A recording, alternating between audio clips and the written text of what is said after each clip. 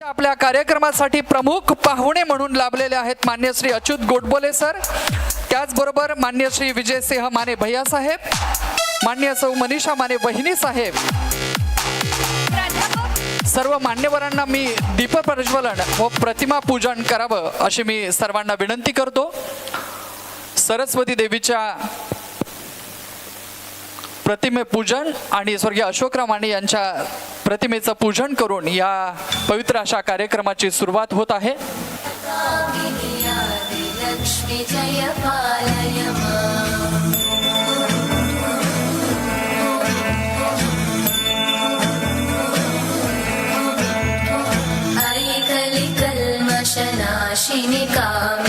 आपली भारतीय संस्कृती असं सांगते की असतो मा सद्गमय तमसो माम ज्योतिर्गमय, अंधारातून प्रकाशाकडे जाण्याचा मार्ग आपली भारतीय संस्कृती दाखवते आणि मान्यवरांच्या हस्ते आज दीप प्रज्वलन संपन्न होत आहे। जीवन ही नवतेज लाभो अंतरंगी भावना, सुंदरांचा वेद लाभो मानवांच्या जीवना, स्थैर्य लाभो धैर्य लाभो सत्याच्या संवेदना, सत्य सुंदर अनमंगलांची नित्य हो आराधना, नित्य हो आराधना, नित्य हो आराधना। सर्व मान्यवरांना मी व्यासपीठावरती येऊन आसनस्थ होण्याची विनंती करतो। आजच्या आपल्या कार्यक्रमासाठी प्रमुख पाहुणे म्हणून लाभलेले आहेत मान्य Shri Achyut Godbole sir.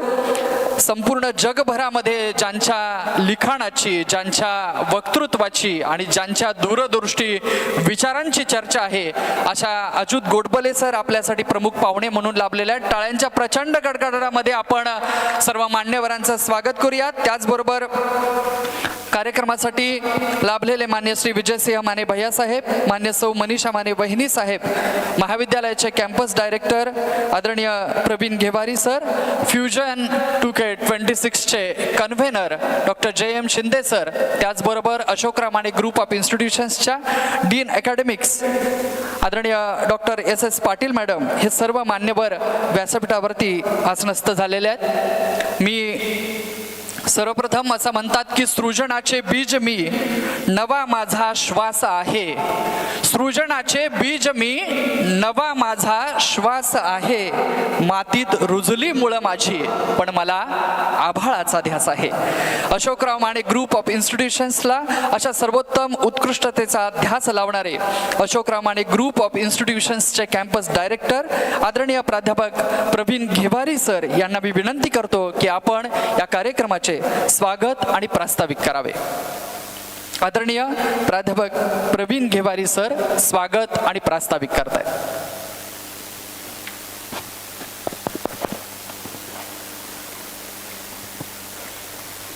Good evening one and all. I said good evening. Thank you. Fusion 2K26. मित्रांनो, फ्युजनचा अर्थ आहे एकत्रीकरण। ज्ञान, विज्ञान, कला, संस्कार आणि संस्कृती याचा सुंदर मिलाप म्हणजे फ्युजन। आणि मला वाटते की मागच्या काही दिवसापासून आपण या फ्युजन 2K26 साठी एका सुंदर अशा प्लॅटफॉर्मच्या मार्फत आपल्या कला सादर करतोय, आपले गुण सादर करतोय आणि त्याचाच आज एक भाग म्हणून आपण केलेल्या कार्याचा गौरव, एक सन्मान सोहळा, पारितोषिक वितरण समारंभ आज मान्यवरांच्या उपस्थितीमध्ये साजरा होत आहे। आजच्या कार्यक्रमासाठी व्यासपीठावरती उपस्थित आजच्या कार्यक्रमाचे प्रमुख पाहुणे, ज्यांच्या भाषणाची आपण आतुरतेने वाट पाहत आहोत, सन्माननीय श्री अच्युत गोडबोले सर, आमच्या संस्थेचे अध्यक्ष सन्माननीय श्री विजयसिंह माने साहेब,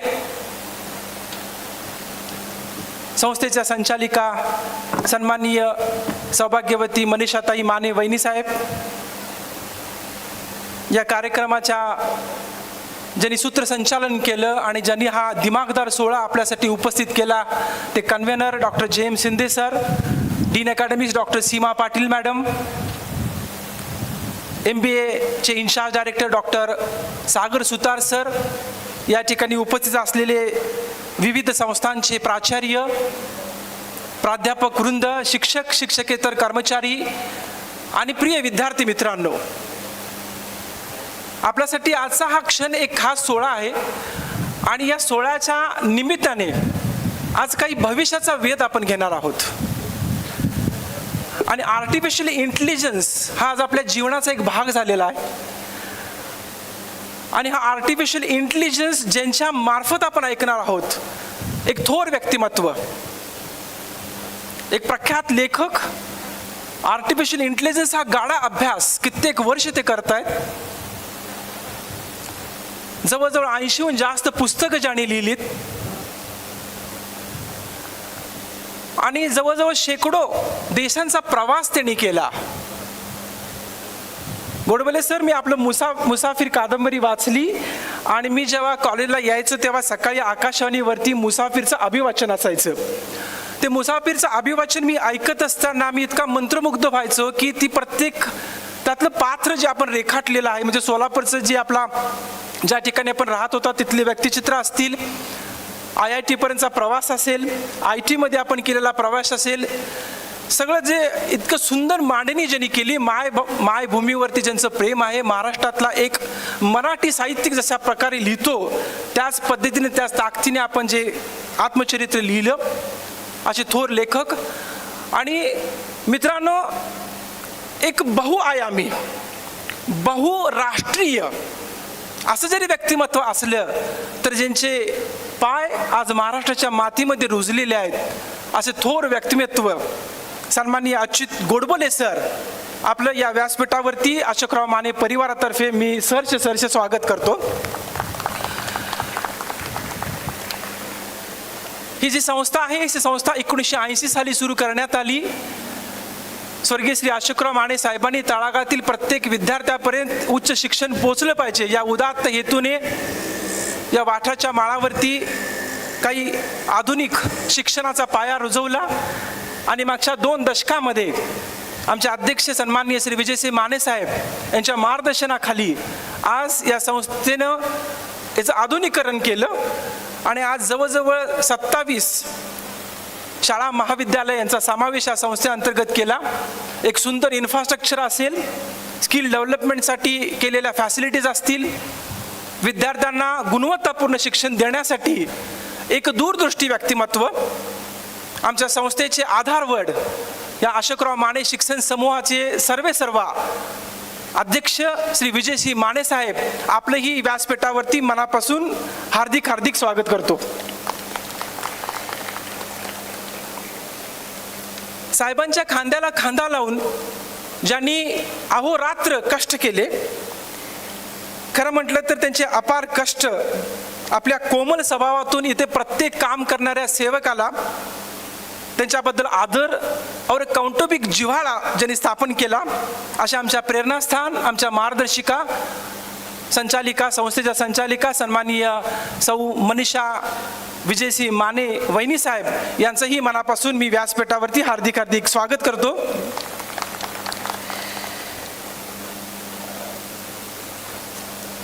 आजच्या कार्यक्रमासाठी आपल्या संचालिका डॉक्टर संगीता चौगले काही अपरिहार्य कारणामुळे उपस्थित राहू शकल्या नाहीत, पण त्यांच्या मार्गदर्शनाखाली मला वाटते की एक गुणवत्तापूर्ण शिक्षण असेल, त्याबद्दल विद्यार्थ्यांच्या मध्ये जे काही संस्कार आहेत ते रुजवण्याचं काम संगीता चौगले मॅडम यांच्या मार्फत होत आहेत. त्याचबरोबर आपल्या या व्यासपीठावरती उपस्थित आहेत doctor Seema Patil, dean academics. आणि हा तुमच्यासाठी हा जो दिमागदार सोहळा ज्यांनी या ठिकाणी आयोजित केला आहे, या कार्यक्रमाचे संयोजक convener doctor JM Shinde sir, त्याचबरोबर in-charge director MBA डिपार्टमेंटचे doctor Sagar सुतार, या सर्वांचं मनापासून या कार्यक्रमानिमित्त हार्दिक स्वागत करतो.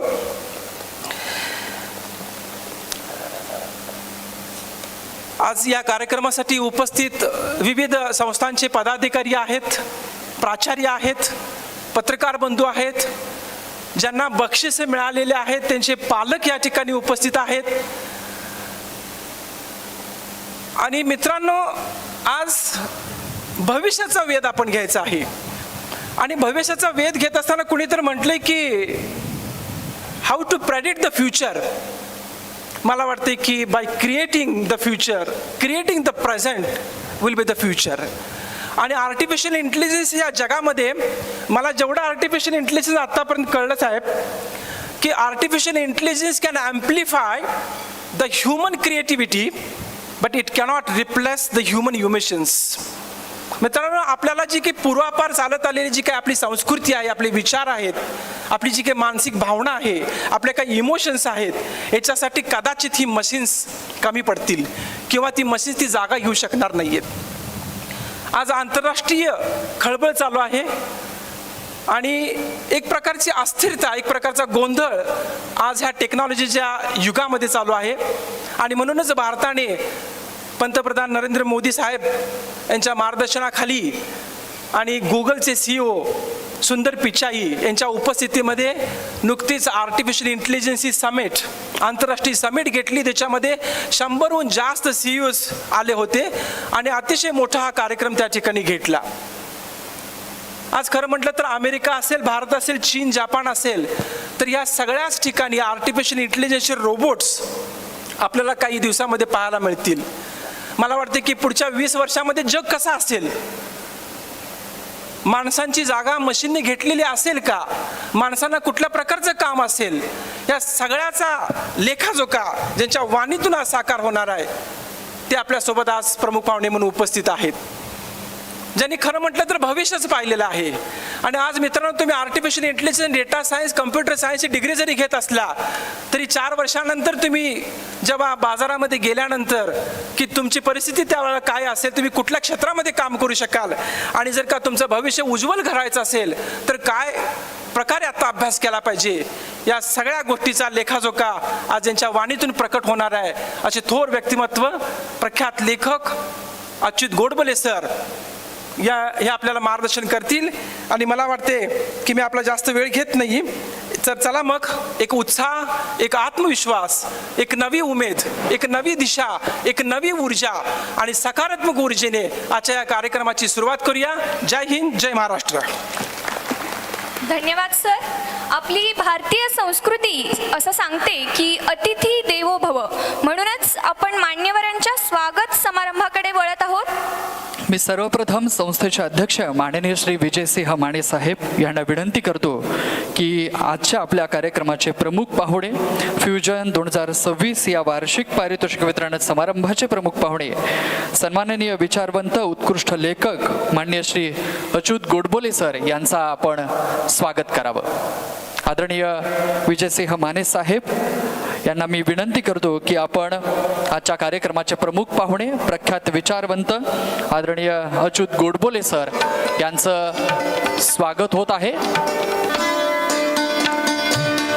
टाळ्यांच्या प्रचंड गडगडाटामध्ये आपण सरांचं स्वागत करूयात.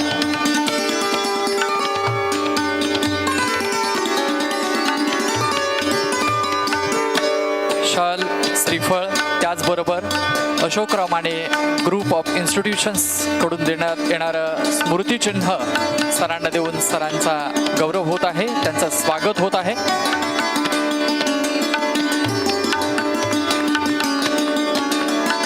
यानंतर मी महाविद्यालयाचे कॅम्पस डायरेक्टर आदरणीय PB घेबारी सर यांना विनंती करतो की त्यांनी आपल्या संस्थेचे अध्यक्ष माननीय श्री विजयसिंह माने साहेब यांचं स्वागत करावं.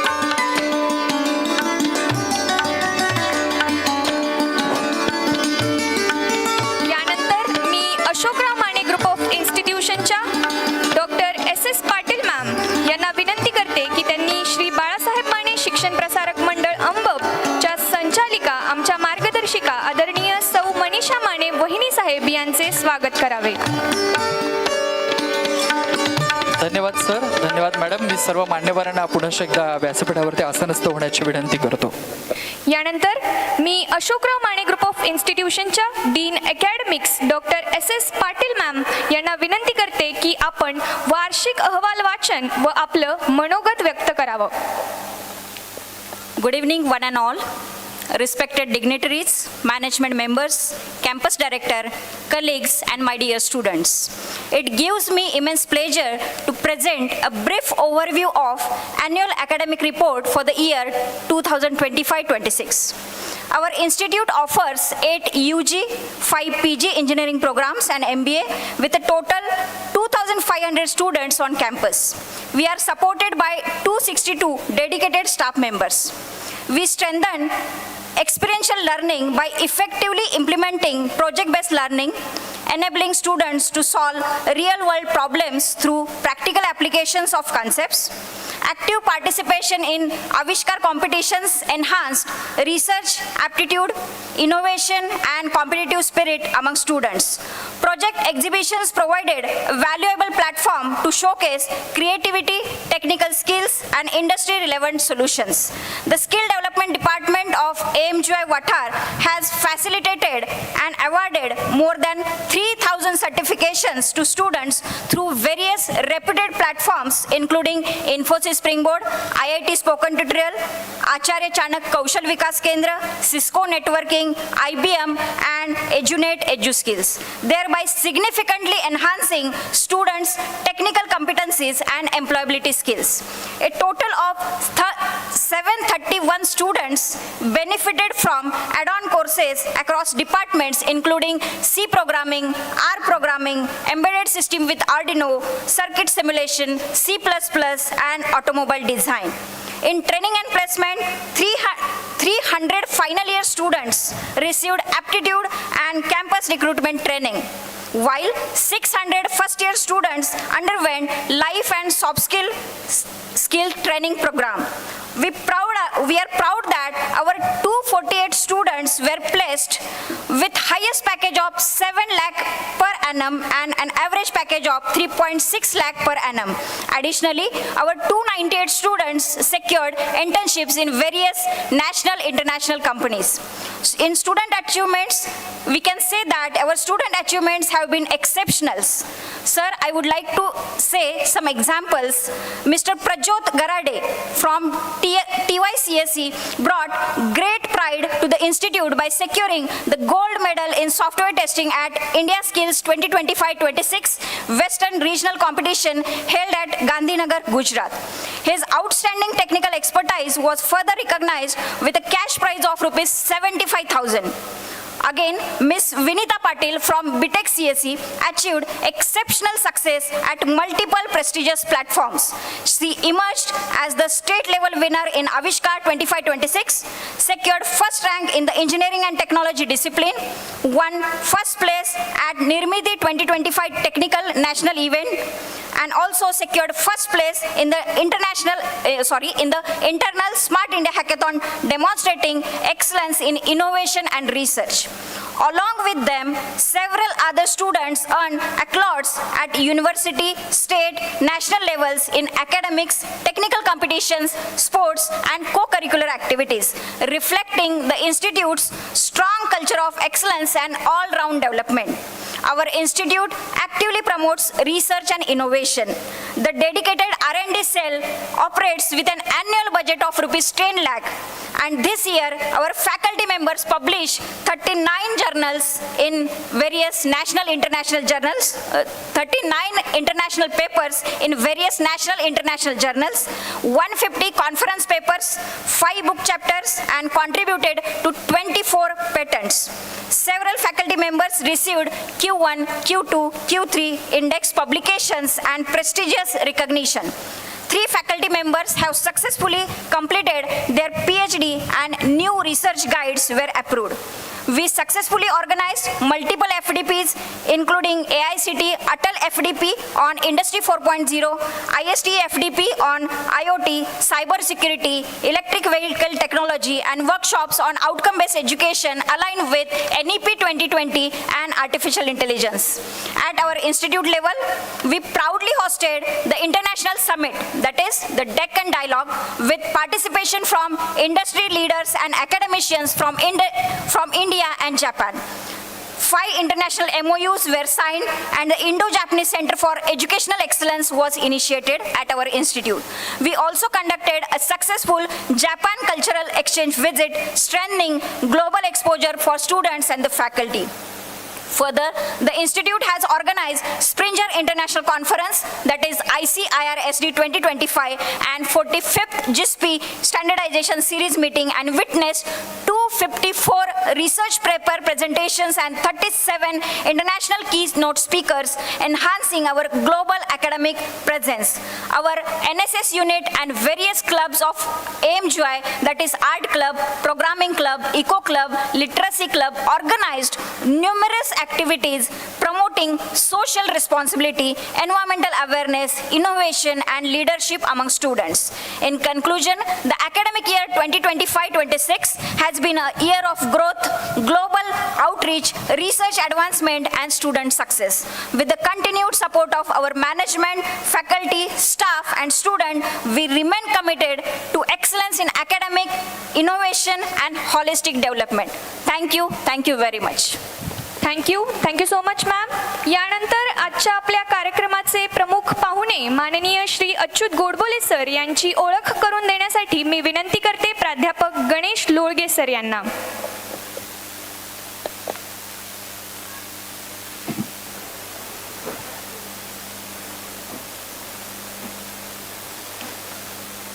नमस्कार.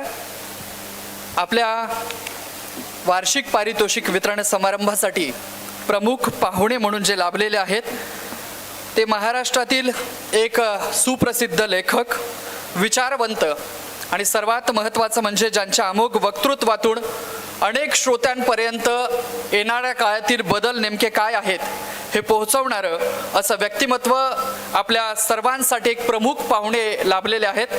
खरं तर सर, आमचं भाग्य समजतो की सर तुमची ओळख करून देण्याची संधी मला लाभली, कारण सरांची अल्प परिचय जरी फक्त वाचायचा झाला तरी 10 मिनिट एवढा वेळ सुद्धा पुरणार नाही. इतकं मोठं काम हे सरांनी केलेलं आहे. असं म्हणतात की मी लिहितो म्हणजे निर्भय होतो आहे, मी लिहितो म्हणजे निर्भय होतो आहे, या जगास पाहण्या डोळे देतो आहे. आपल्या लेखणीतून भविष्यकाळ नेमका काय असतो, कृत्रिम बुद्धिमत्तेचं नेमकं भविष्य काय आहे, इतकंच नाही तर विविध विषयांवरील अत्याधुनिक ज्ञान नेमकं काय आहे हे सगळं ज्ञान विशेष म्हणजे मराठी भाषेमध्ये उपलब्ध करून देणारं अग्रगण्य नाव कोणतं असेल तर ते आदरणीय अच्युत गोडबोले सर आहेत. असं म्हणतात की जगभरातील तुमच्या विविध विषयांवरती तुम्हाला जर वाचायचं असेल तर मराठीतील एक नाव तुम्हाला आवर्जून वाचावं लागतं, ते म्हणजे आदरणीय अच्युत गोडबोले सर आहेत. सरांची ओळख मी या ठिकाणी करून देतोय. शालांत परीक्षेमध्ये संपूर्ण महाराष्ट्रभरातून सरांना 16वा क्रमांक प्राप्त झालेला आहे. कॉलेजमध्ये असताना संपूर्ण विद्यापीठामध्ये सरांना प्रथम क्रमांक मिळालेला आहे. जोरदार टाळ्या सरांसाठी होऊ देत. पहिली ते IIT पर्यंत गणितात जवळपास सर्व परीक्षांमध्ये सर्वोच्च गुण आणि पारितोषिक मिळालेले आहेत. सर IIT मुंबई येथून 1972 साली केमिकल इंजिनिअरिंग ही पदवी घेऊन पासआउट झालेले आहेत. सॉफ्टवेअर क्षेत्रामध्ये भारत, इंग्लंड, अमेरिका येथे तब्बल 32 वर्षांचा अनुभव सरांच्या पाठीशी आहे. यापैकी 23 वर्ष हजारो सॉफ्टवेअर इंजिनियर्स असणाऱ्या जगन्मान्य आंतरराष्ट्रीय कंपन्यांमध्ये MD, CEO अशा सर्वोच्च पदावरती सरांनी कार्य केलेलं आहे. सॉफ्टवेअर आणि सॉफ्टवेअर डेव्हलपमेंटच्या कामानिमित्त तब्बल 150हून अधिक वेळा जगप्रवास हा सरांनी केलेला आहे. पटनी, सिंटेल, L&T इन्फोटेक, अपार, दिशा यांसारख्या मोठ्या कंपन्यांच्या सर्वोच्च पदावरती कार्यरत असताना त्यांच्या जागतिक वाढीमध्ये मोलाचा हातभार लावणारं नाव कोणतं असेल तर ते आदरणीय अच्युत गोडबोले सर आहेत. टाटा मॅग्रो हिल तर्फे प्रकाशित operating system, data communication and networks, web technologies, demystifying computers, प्रत्येकी 500 ते 700 पानी पाठ्यपुस्तकांचे लेखन हे सरांनी केलेलं आहे आणि त्याचे काही भाषांमध्ये अनुवादित अशी पुस्तकं सुद्धा तुम्हाला आज दिसतील. इन्फॉर्मेशन टेक्नॉलॉजी, आर्टिफिशियल इंटेलिजन्स, कायदा, विज्ञान, तंत्रज्ञान, नॅनो टेक्नॉलॉजी, गणित, संख्याशास्त्र, व्यवस्थापन, संगीत, साहित्य, चित्रकला, शिल्पकला, चित्रपट, अर्थशास्त्र, राज्यशास्त्र, तत्वज्ञान, मानसशास्त्र, फ्युचरिझम यांसारख्या विविध विषयांवरती सरांची 70 पुस्तकं प्रकाशित आहेत आणि 17 पुस्तकं सध्या प्रकाशनाच्या वाटेवरती आहेत. अनेक विषयातून सरांनी मार्गदर्शनही केलेलं आहे. सर, खरं तर तुम्ही ज्या ज्या क्षेत्रामध्ये लिखाण केलंय त्या नुसत्या क्षेत्रांची नावं जरी घ्यायची झाली तरी माझ्यासारख्या नवयुवकाला अक्षरशः दम लागायला लागतो. पण एवढं सगळं लिखाण तुम्ही एका दमात केलेलं आहे आणि म्हणून अशा दमदार लेखकासाठी एकदा जोरदार टाळ्या होऊ देत. सरांच्या संपूर्ण कार्यकर्तृत्वाची दखल म्हणूनच IBM तर्फे 2 वेळा सरांना पुरस्कार लाभलेला आहे. भारत देशाचे माजी पंतप्रधान आदरणीय अटल बिहारी वाजपेयी यांच्याकडून सरांना 2 वेळा पुरस्कार मिळालेला आहे. उद्योगरत्न पुरस्कार, IITचा डिस्टिंग्विश्ड ॲल्युमिनस पुरस्कार, पंडित भीमसेन जोशी यांच्या हस्ते कुमार गंधर्व पुरस्कार, सह्याद्री वाहिनीचा नवरत्न पुरस्कार, डॉक्टर पारनेरकर पुरस्कार, महाराष्ट्र साहित्य परिषदेचा सोनोपंत दांडेकर हा मानाचा पुरस्कार आणि तब्बल 5हून अधिक संस्थांच्याकडून सरांच्या संपूर्ण कार्यकर्तृत्वासाठी जीवन गौरव हा पुरस्कार मिळालेला आहे. अच्युत गोडबोले सर यांच्या लिखाणावरती एका विद्यार्थ्यांनी PhD सुद्धा पूर्ण केलेले आहे आणि सध्या 2 संशोधन प्रबंध सुरू आहेत. खरं तर प्रत्येक वक्त्याला ज्या मालिकेतून बोलणं हे स्वप्न असतं ती म्हणजे टेडेक्स ही प्रतिष्ठित व्याख्यान मालिका. टेडेक्स या प्रतिष्ठित व्याख्यानमालेमध्ये भाषण देण्याचा बहुमान सुद्धा आदरणीय सरांना लाभलेला आहे. 2015 साली लॉस एंजेलिस, 2017 साली इंग्लंड, 2019 साली ऑस्ट्रेलिया येथे झालेल्या बृहन महाराष्ट्र मंडळ या संमेलनाचे सर प्रमुख पाहुणे म्हणून उपस्थित होते. महाराष्ट्र साहित्य परिषदेच्या युवा साहित्य आणि नाट्य संमेलनाचे सर अध्यक्ष म्हणून सरांनी कार्य पाहिलेलं आहे. असं म्हणतात की जाणवाया दुर्बलांचे दुःख आणि वेदना तेव्हा त्या राहो सदा रंध्यातुणी संवेदना.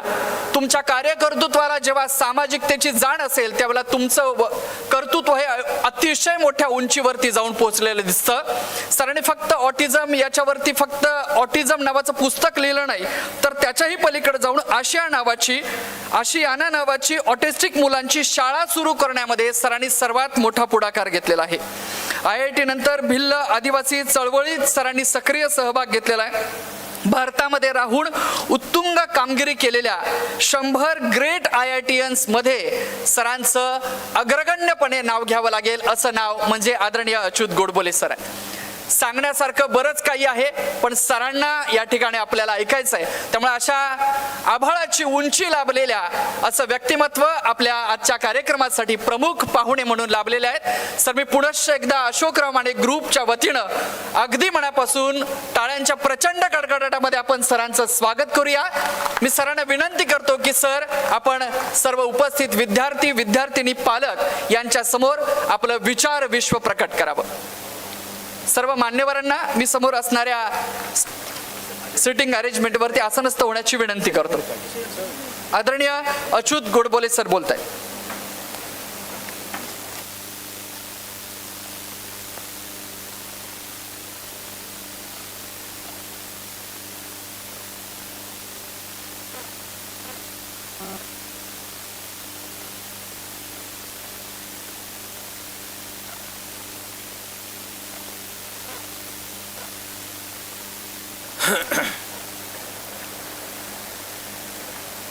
नमस्कार.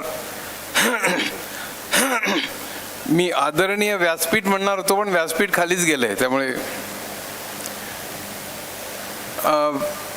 मला सर्वप्रथम इथे बोलवलं त्याबद्दल मी खूप आभारी आहे. मी जे आत्तापर्यंत बघितलं या सर्व ग्रुप ऑफ इन्स्टिट्यूट्सची प्रगती बघितली, इथल्या बिल्डिंग्स बघितल्या, इथले आदरातिथ्य बघितलं, इथलं संपूर्ण इन्फ्रास्ट्रक्चर बघितलं, पुढचे प्लॅन्स आणि सगळं बघून मला अतिशय आनंद होतो आहे की तुमची प्रगती खरोखरच ग्रेट आहे. अनेक हजारो विद्यार्थी इथे शिकत आहेत आणि त्या सगळ्या विद्यार्थ्यांचं तुम्ही चांगल्या तऱ्हेने भविष्य घडवणार आहात. आज मी जे बोलणार आहे ते आर्टिफिशियल इंटेलिजन्सवरती बोलणार आहे. माझी फक्त एक विनंती आहे की कित्येक वेळा सगळी मुलं मुली जमले आणि प्राईज डिस्ट्रीब्युशन असेल तेव्हा ते बरेच गप्पा मारतात, मोबाईल बघतात, काहीतरी चालू असतं, तर त्यांनी फक्त मलाच डिस्टर्ब होतं अशाला भाग नाही, पण तुम्ही अतिशय महत्त्वाची गोष्ट मिस कराल असं मला वाटतं. त्यामुळे ते कृपा करून पुढची 45 मिनटं ते टाळा. हा विषय इतका महत्त्वाचा आहे की मला असं वाटतं की या विषयाचं निदान बेसिक ज्ञान जर का नसेल तर आपण उद्या कालबाह्य होऊ. आपल्याला उद्याच्या जगामध्ये काहीही स्थान नसेल. तुम्ही कुठलाही व्यवसाय करा, कुठल्याही क्षेत्रात असा, तुम्ही वकील असा, तुम्ही डॉक्टर असा, तुम्ही इंजिनियर असा, मेकॅनिकल इंजिनियर असा, सिव्हिल इंजिनियर असा, अकाउंटंट असा, आर्किटेक्ट असा, सिनेमाचं डायरेक्शन करत असा, म्युझिक डिरेक्टर असा, संगीतकार असा, गाणारे असा, इन्स्ट्रुमेंटलिस्ट असा, काहीही असलात तरी सुद्धा तुम्हाला आर्टिफिशियल इंटेलिजन्स म्हणजे काय ह्याचं बेसिक ज्ञान असण्याची प्रचंड गरज आहे. आणि ते जर का नसेल तर तुम्ही फेकले जाल. मी अतिशय मोठमोठ्या कंपन्या फेकल्या गेलेल्या बघितल्या आहेत, मोठमोठे देश मागे पडलेले बघितले आहेत, फक्त AI नाही, एकंदरीत टेक्नॉलॉजीमुळे. कोडॅक नावाची कंपनी तुम्हाला माहीत असेल, माझा कस्टमर होता फिनलंडमध्ये. मी दर महिना 2 महिन्यात जायचो. पूर्वी जुन्या लोकांना माहीत असेल कोडॅक नावाची कंपनी होती, ती कुठे फेकली गेली कारण त्यांनी ॲनालॉग फिल्म फक्त वापरली, डिजिटल फिल्म वापरली नाही. $multi-billion कंपनी कम्प्लिटली खलास झाली. नोकिया नावाचा फोन जुन्या लोकांना आठवत असेल. नोकिया म्हणजे फिनलंडमध्ये माझा कस्टमर होता, तिथे मी जायचो. ते $multi-billion कंपनी, त्यांनी अँड्रॉइड स्वीकारलं नाही आणि ती कंपनी नष्ट झाली जवळपास. आता पुन्हा उभं राहण्याचा प्रयत्न करते. ब्लॅकबेरीचं तसंच झालं. राष्ट्रांचं होतं तसंच कंपन्यांचं होतं आणि तसंच माणसांचं पण होतं. आणि त्यामुळे आपण या क्षेत्रामध्ये जर का आपल्याला ऑब्सोलीट व्हायचं नसेल, थोडंफार टिकून राहायचं असेल, यशस्वी व्हायचं असेल, तर आपल्याला आर्टिफिशियल इंटेलिजन्सची निदान त्याची केपेबिलिटी काय आहे, त्याच्या मर्यादा काय आहेत हे आपल्याला कळलं पाहिजे. ते जर का कळलं नाही तर आपण कुठे फेकले जाऊ. म्हणून मी तळमळीने बोलतोय, उद्या तुम्ही सगळे जे विद्यार्थी आहात, कुठल्याही असेल, अगदी मेडिकल फील्ड असेल, आर्किटेक्चर फील्ड असेल, फार्मसी फील्ड असेल, या सगळ्या क्षेत्रांवर प्रचंड प्रभाव पडणारी जी क्षेत्र आहेत त्यातलं म्हणजे आर्टिफिशियल इंटेलिजन्स एक आहे. अब्दुल कलाम म्हणायचे की हे शतक 3 Tचं आहे, BT, NT आणि IT, बायोटेक्नॉलॉजी, नॅनो टेक्नॉलॉजी आणि इन्फॉर्मेशन टेक्नॉलॉजी. आणि त्या इन्फॉर्मेशन टेक्नॉलॉजीमध्ये आर्टिफिशियल इंटेलिजन्स अतिशय प्रामुख्याने आहे. तुम्हाला सांगतो 2013 साली पहिल्यांदा आर्टिफिशियल इंटेलिजन्सचं महत्त्व लोकांना कळलं. जेव्हा इमेज रेकग्निशन सुरू झाली आणि डीप लर्निंग निघालं, मी ते सगळं कसं ते सांगणार आहे, हे AI चालतं कसं हे सांगणार आहे तुम्हाला चक्क इथून. आणि 2017 साली गुगलमध्ये एक पेपर पब्लिश झाला, attention is all you need, आणि त्याच्यापासून लार्ज लँग्वेज मॉडेल्स निघाली ज्याची ChatGPT, ग्रॉक, अँड्रॉइड, ही जी सगळी आहे, जेमिनी वगैरे, ही सगळी लार्ज लँग्वेज मॉडेल्सची रूपं आहेत.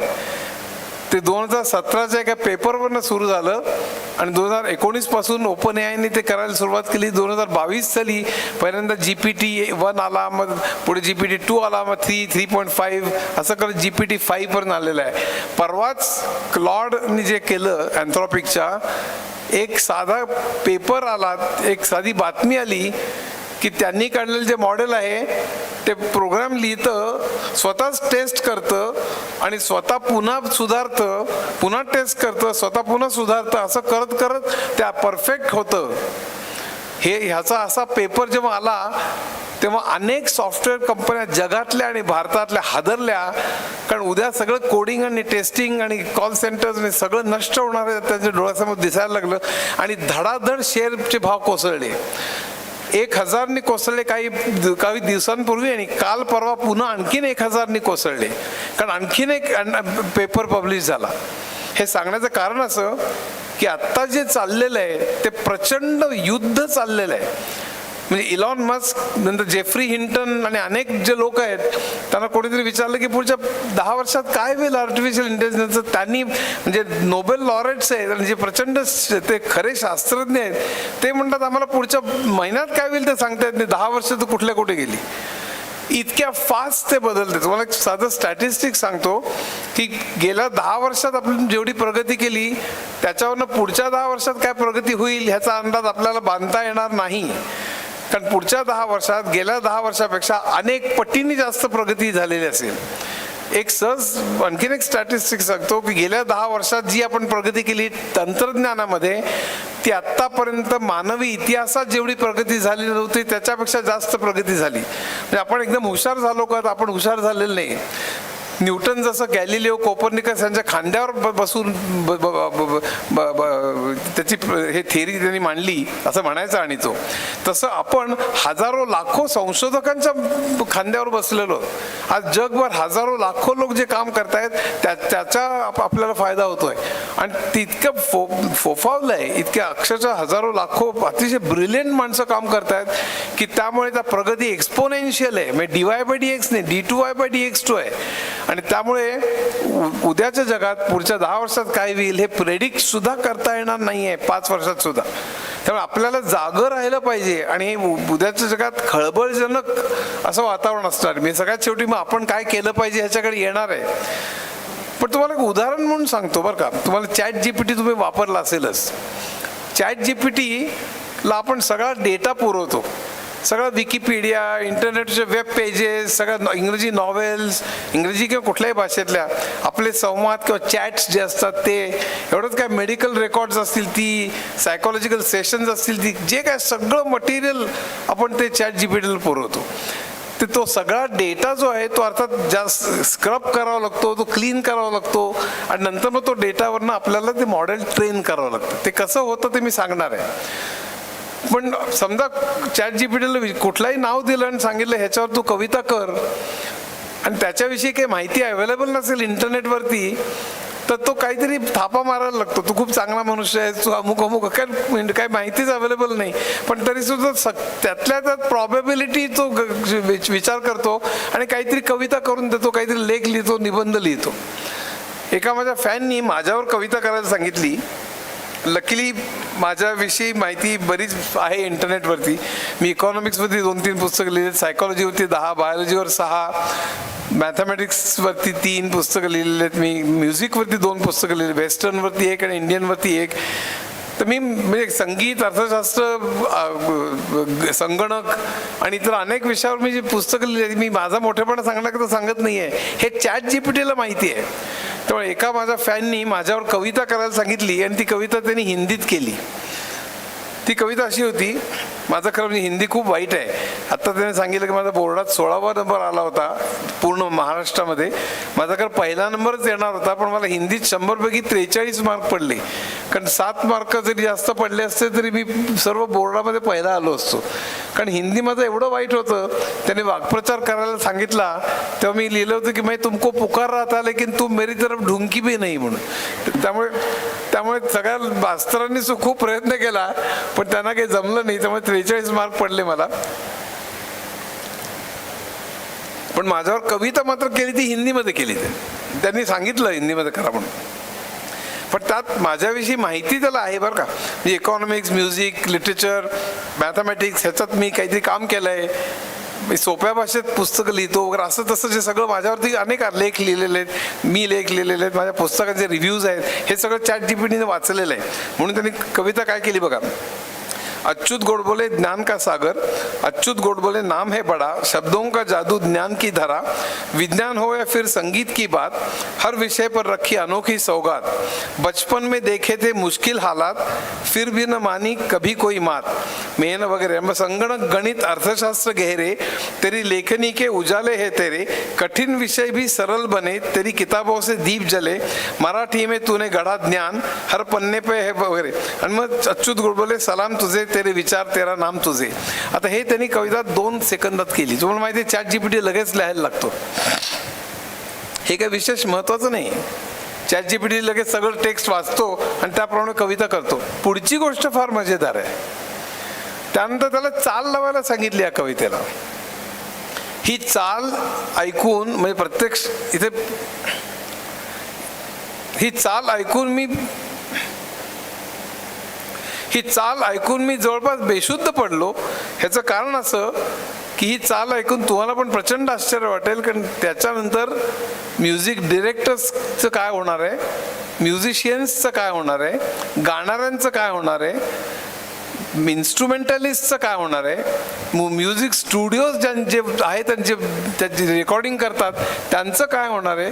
कारण आर्टिफिशियल इंटेलिजन्सच्या टूलनी या कवितेला चाल लावली काही सेकंदात, आणि ती तुम्ही ऐका म्हणजे प्रत्यक्ष तुम्हाला लक्षात येईल की ही टेक्नॉलॉजी काय करणार आहे. हे 2025 2030 मध्ये म्युझिक स्टुडिओज राहतील की नाही, गायकांचं काय होईल, कवींचं काय होईल, म्युझिक डिरेक्टरचं काय होईल, इन्स्ट्रुमेंटलिस्टचं काय होईल, काहीही सांगता येत नाही. आणि हे प्रत्येक क्षेत्रात होणार आहे, म्हणून मी एवढं कळकळीने सांगायला उभा आहे. आता तुम्ही चाल ऐका.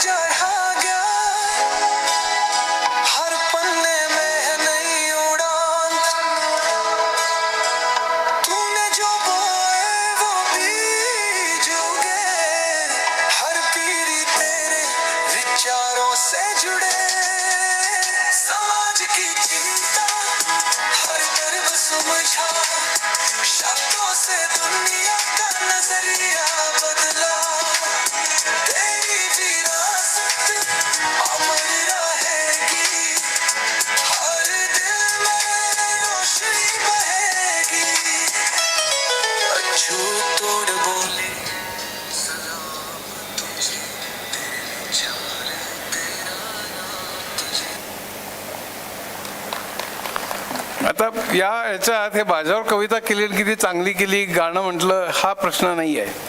प्रश्न असा आहे की मी कुठलीही कविता दिली आणि तो त्याला चाल लावू शकतो.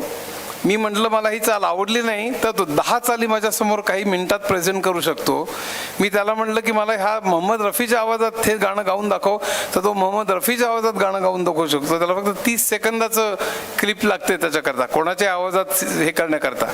तर मुकेशचा आवाज तर मुकेश करू शकतो, लता मंगेशकर करू शकतो. मी त्याला म्हटलं की शंकर जयकिशननी म्युझिक कसं दिलं असतं त्याप्रमाणे मला म्युझिक दे. तर शंकर जयकिशन पहाडी, शिवरंजनी आणि भैरवी हे राग वापरत असत.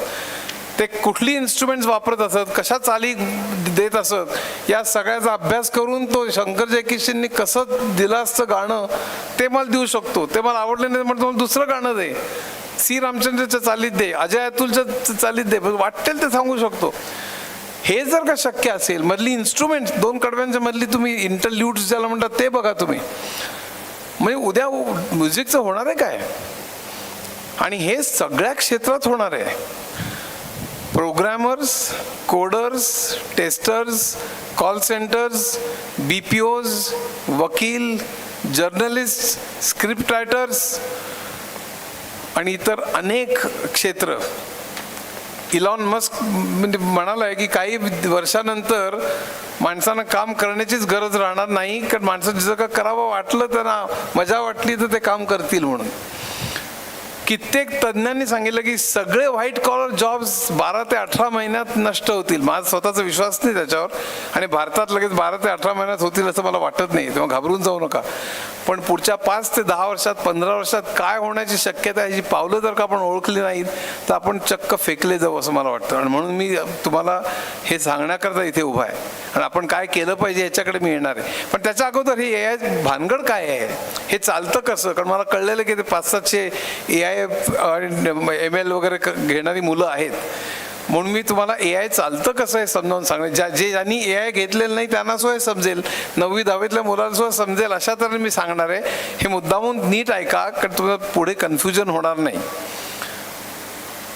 आर्टिफिशियल इंटेलिजन्स हा खरं म्हणजे शब्द 1956 साली सुरू झाला. डार्टमाउथ कॉन्फरन्स अमेरिकेत झाली आणि त्यावेळेला AI हा शब्द, आर्टिफिशियल इंटेलिजन्स हा शब्द त्याचं नामकरण झालं. पहिल्यांदा लोकांना वाटलं माणूस जसं सगळं करतो तसंच यंत्राला करता आलं पाहिजे. माणूस 2 तऱ्हेच्या गोष्टी करतो, एक फिजिकल आणि दुसरी इंटेलेक्च्युअल. फिजिकलमध्ये आपण चालतो, रांगतो, उड्या मारतो, आपण फिरतो, वागतो, सरपटतो, या सगळ्या गोष्टी करता आल्या पाहिजे. तर त्या गोष्टी रोबॉटिक्सवरनं सुरुवात झाली की रोबोट्सना चालता यायला पाहिजे, फिरता यायला पाहिजे, उड्या मारता यायला पाहिजे, पळता आलं पाहिजे, रांगता यायला पाहिजे. आणि फिजिकलमध्ये फक्त चालणं फिरणं पळणं येत नाही, फिजिकलमध्ये सेन्सेस पण येतात. आपल्याला माणसाला दिसतं, माणसाला ऐकू येतं, माणसाला स्पर्श कळतो, माणसाला वास येतो, हे सुद्धा यंत्राला करता आलं पाहिजे असं पहिल्यांदा वाटायला लागलं. आणि इंटलेक्च्युअल, आपण जसे निर्णय घेतो, आपण स्मृतीमध्ये कशा गोष्टी साठवतो, हे सगळं यंत्राला करता आलं पाहिजे. निर्णय जसे घेतो आपण, ज्ञान कसं साठवतो, हे सगळं यंत्राला इंटेलेक्च्युअल भाग पण आला पाहिजे आणि फिजिकल पण भाग आला पाहिजे. आणि पहिल्यांदा 1956 साली जेव्हा AI हे सुरू झाली तेव्हा लोकांचे बरेच उत्साह खूप होता. अनेक कंपन्या निघाल्या, कंपन्यांनी इन्व्हेस्ट केलं आणि त्यावेळी लेख यायचे, प्रचंड पुस्तकं निघाली की आता 1 वर्ष 2 वर्षातच आपण यंत्र माणसासारखंच करू, म्हणजे आर्टिफिशियल इंटेलिजन्स आपण गाठूच 1-2 वर्षात. त्यामुळे अनेक लोकांची खूप होप्स निघाल्या, अनेक पुस्तकं निघाली, आर्टिकल झाली, कंपन्यांचे शेअर्स वाढले, कंपन्यांमध्ये इन्व्हेस्टमेंट झाली. पण पुढे काही वर्षात लक्षात आलं की तसं काही होणं फार सोपं नाही आहे. रोबोटिक्समध्ये थोडी प्रगती होत होती पण फार काही होत नव्हती. इंटलेक्च्युअल गोष्टी, इवन सेन्सेसमध्ये पण फार प्रगती होत नव्हती. उदाहरणार्थ कम्प्युटर व्हिजन, म्हणजे कम्प्युटरला दिसणं ही अतिशय अवघड गोष्ट आहे. दिसणं म्हणजे फक्त कॅमेरा नसतो, आपल्या मेंदूमध्ये तो आपण कुठली गोष्ट दिसते तेव्हा आपण स्मृतीमध्ये कशी साठवतो, त्याच्यावरून निर्णय कसे घेतो, हे फार अवघड असतं. कम्प्युटर व्हिजन नावाचा माझा कस्टमर होता बॉस्टनच्या जवळ अमेरिकेमध्ये, त्यांचं संबंध अल्गोरिदम ते कसं करायचे अतिशय अवघड, अजूनही ते पूर्ण जमलेलं नाही आहे. तर याही बाबतीत आपली प्रगती स्लो व्हायला लागली. इंटलेक्च्युअल बाबतीत म्हणजे माणूस कसे निर्णय घेतो, आपण कसे निर्णय घेतो, आपण ऑब्झर्व करतो, आपण कधी हायपोथेसिस मांडतो, तर टेस्ट करतो, मग थिअरीज मांडतो आणि मग आपण पुढे जातो. तसं यंत्राला जमेल का ऑब्झर्व करून? तर ऑब्झर्व करणं मग पुन्हा कम्प्युटर व्हिजन आलं, व्हिजन ते जे बघतो त्याच्यावरनं तर्क लावून कन्क्लुजन काढणं आलं, ते एवढं सगळं शक्य नाही आहे. मग कम्प्युटर कन्क्लुजन कशी काढेल, निर्णय कसे घेईल? त्याकरता एक्सपर्ट सिस्टम्स निघाल्या. म्हणजे डॉक्टर, वकील, इंजिनियर, ऑइल एक्सप्लोरेशन, हे तज्ज्ञ काम कसे करतात हे आपण त्याचं ज्ञान कम्प्युटरला फीड करायचं, त्याला एक्सपर्ट सिस्टम असं म्हणायचं. आणि त्याकरता आपण जावा मध्ये C++ मध्ये इफ देन एल्स स्टेटमेंट वापरतो तशी स्टेटमेंट वापरायची. उदाहरणार्थ डॉक्टर कसं काम करतो, जर तुम्ही पेशंटने सांगितलं मला ताप येतोय तर इफ फीवर देन लाल गोळी घे, इफ बॉडी एक देन हिरवी गोळी घे, इफ फीवर अँड बॉडी एक तर मग पिवळी गोळी घे. डॉक्टर असं काम करत नाही, मी आपलं उदाहरण म्हणून सांगितलं. पण अशा तऱ्हेचं इफ देन एल्स स्टेटमेंटमध्ये तुम्ही मेडिकलचं सगळं ज्ञान तुम्ही जर का दिलं की अमुक जर आठवडाभर गोळ्या घे, नाही झालं तर पुन्हा परत ये, जर का काही परिणाम झाला नाही तर मग एक्सरे काढ किंवा ECG काढ वगैरे, ते सगळं if no effect then take ECG, सगळं इफ देन एल्सच्या स्टेटमेंटमध्ये तुम्ही जर का घातलं आणि ते ज्ञान जर का भरलं त्या कम्प्युटरला दिलं, त्याला एक्सपर्ट सिस्टम्स म्हणायला लागले. म्हणजे कल्पना अशी की मग पेशंटने जायचं आणि सांगायचं मला बॉडी एक होती, बॉडी एक आहे, तर काय करायचं, मग तो त्याचा इफ देन स्टेटमेंटमध्ये जाईल आणि सांगेल तू हिरवी गोळी घे. ही कल्पना होती. पण हे मेंटेन करायला फार अवघड जायला लागलं, कारण अनेक नवीन विकार होत होते, नवीन गोळ्या, नवीन इंजेक्शन, नवीन औषधं निघायला लागली, नवीन टेस्ट निर्माण झाल्या, CT स्कॅन, MRI, मग तर सारखा तो प्रोग्राम बदलत बसायचा. ते इफ जर असं झालं तर अमुक कर, ते अमुक कर, काय ते बदलावं लागायचं सारखं, कारण नवीन गोळ्या, नवीन विकार झाले. त्यामुळे तो प्रोग्रामच त्यांना मेंटेन करायला भयंकर अवघड जायला लागलं. त्यामुळे एक्सपर्ट सिस्टमचं फार प्रगती होऊ शकली नाही. रोबोटिक्स आणि सेन्सेसमध्ये सुद्धा फार प्रगती होत नव्हती. त्यामुळे AI विंटर आला. लोकांना आता वाटायला लागलं की काय AI मध्ये काही अर्थ नाही. पहिल्यांदा आपल्याला वाटलं होतं AI सगळं करेल, पण AI फार काही करू शकणार नाही, असं साधारण 60s, 70s, 80s मध्ये त्यांना वाटायला लागलेलं होतं. आणि त्या AI विंटर आल्यानंतर लोकांचा उत्साह पूर्ण मावळला. त्याच वेळेला 2000च्या सुमाराला म्हणजे कॅनडावरती इंग्लंड आणि फ्रान्स दोघांचं राज्य होतं. त्यामुळे अनेक डॉक्युमेंट्स, अक्षरशः हजारो डॉक्युमेंट्स इंग्लिशमधनं फ्रेंचमध्ये आणि फ्रेंचमधनं इंग्लिशमध्ये त्यांना ट्रान्सफर करायची होती, म्हणजे ट्रान्सलेट करायची होती. त्यांना वाटलं आपल्याला ऑटोमेट करता येईल का, ऑटोमॅटिक ट्रान्सलेशन करता येईल का. आता जसं गुगल ट्रान्सलेट आहे आपल्याकडे, ते पूर्ण योग्य तऱ्हेने करत नाही. गुगल ट्रान्सलेट 70-80% आपल्याला योग्य तऱ्हेने करतं ट्रान्सलेट. अजूनही आपल्याला त्याच्यात सुधारणा करावी लागते प्रत्यक्ष, कारण गुगल ट्रान्सलेट हे फक्त त्याचं ट्रान्सलेट घ्यायचं आणि वापरायचं असं आपण करू शकत नाही अजूनही. पण त्यावेळी 2000च्या सुमाराला त्यांना वाटलं की मशीन ट्रान्सलेशन आपण करू शकतो का, आपण बघूया. आता त्यांनी पहिल्यांदा एक्सपर्ट सिस्टम सारखी लॉजिक वापरायला सुरुवात केली. एक्सपर्ट सिस्टमच्या लॉजिकला सिम्बॉलिक AI म्हणतात किंवा टॉप डाऊन अप्रोच असं म्हणतात.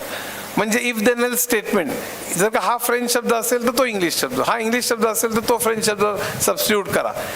म्हणजे if this word then that word असं करून, म्हणजे 2 डिक्शनऱ्या दिलेल्या आहेत आणि हा वर्ड हे वर्ड सबस्टिट्यूट करायचं आणि ट्रान्सलेट करायचं.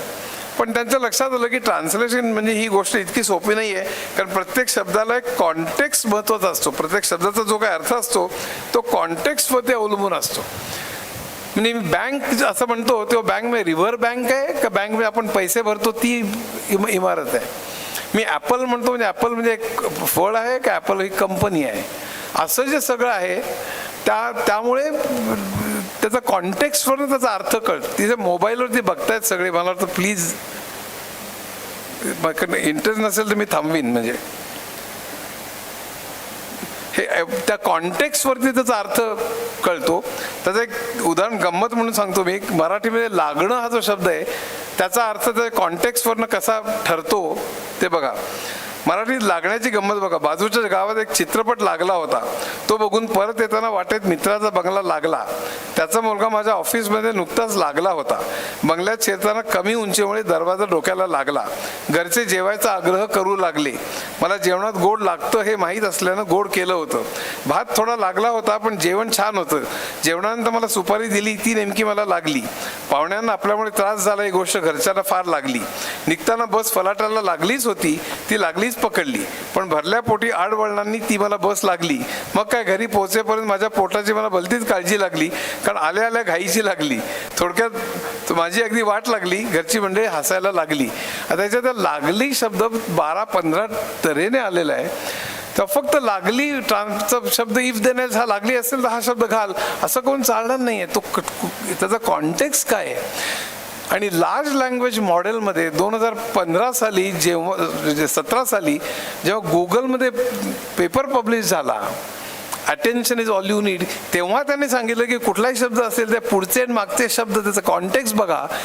फक्त एका वाक्याचं नाही, त्या मागची आणि पुढची वाक्य पण बघा आणि त्याप्रमाणे त्या शब्दाचा अर्थ लावा.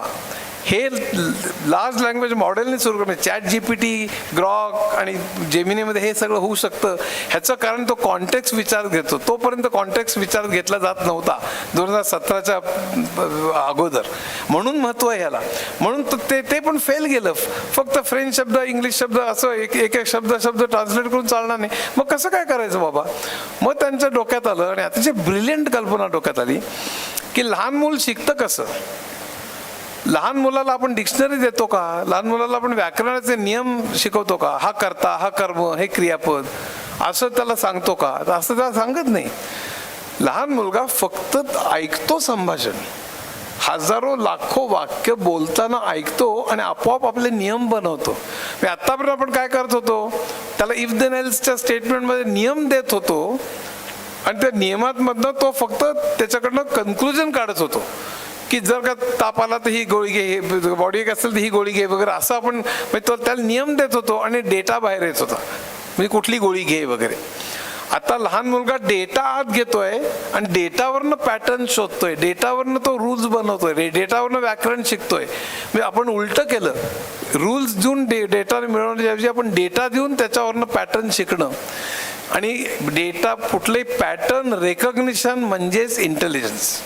खरं म्हणजे इंटेलिजन्सची व्याख्या 8 तऱ्हेची इंटेलिजन्स असतात असं गार्डनर नावाचा अमेरिकन सायकोलॉजिस्टने सांगितलंय. पण आपण जो आत्तापर्यंत इंटेलिजन्स या शब्दाचा अर्थ वापरत आलेलो तो म्हणजे पॅटर्न रेकग्निशन. 1, 3, 5, 7 पुढचा आकडा कुठला, आपल्याला माहिती की सगळे विषम संख्या आहेत, त्यामुळे पुढचा आकडा 9 का, आणि सगळ्यांमध्ये फरक 2-2चा आहे. त्यामुळे आपण पॅटर्न शोधतो.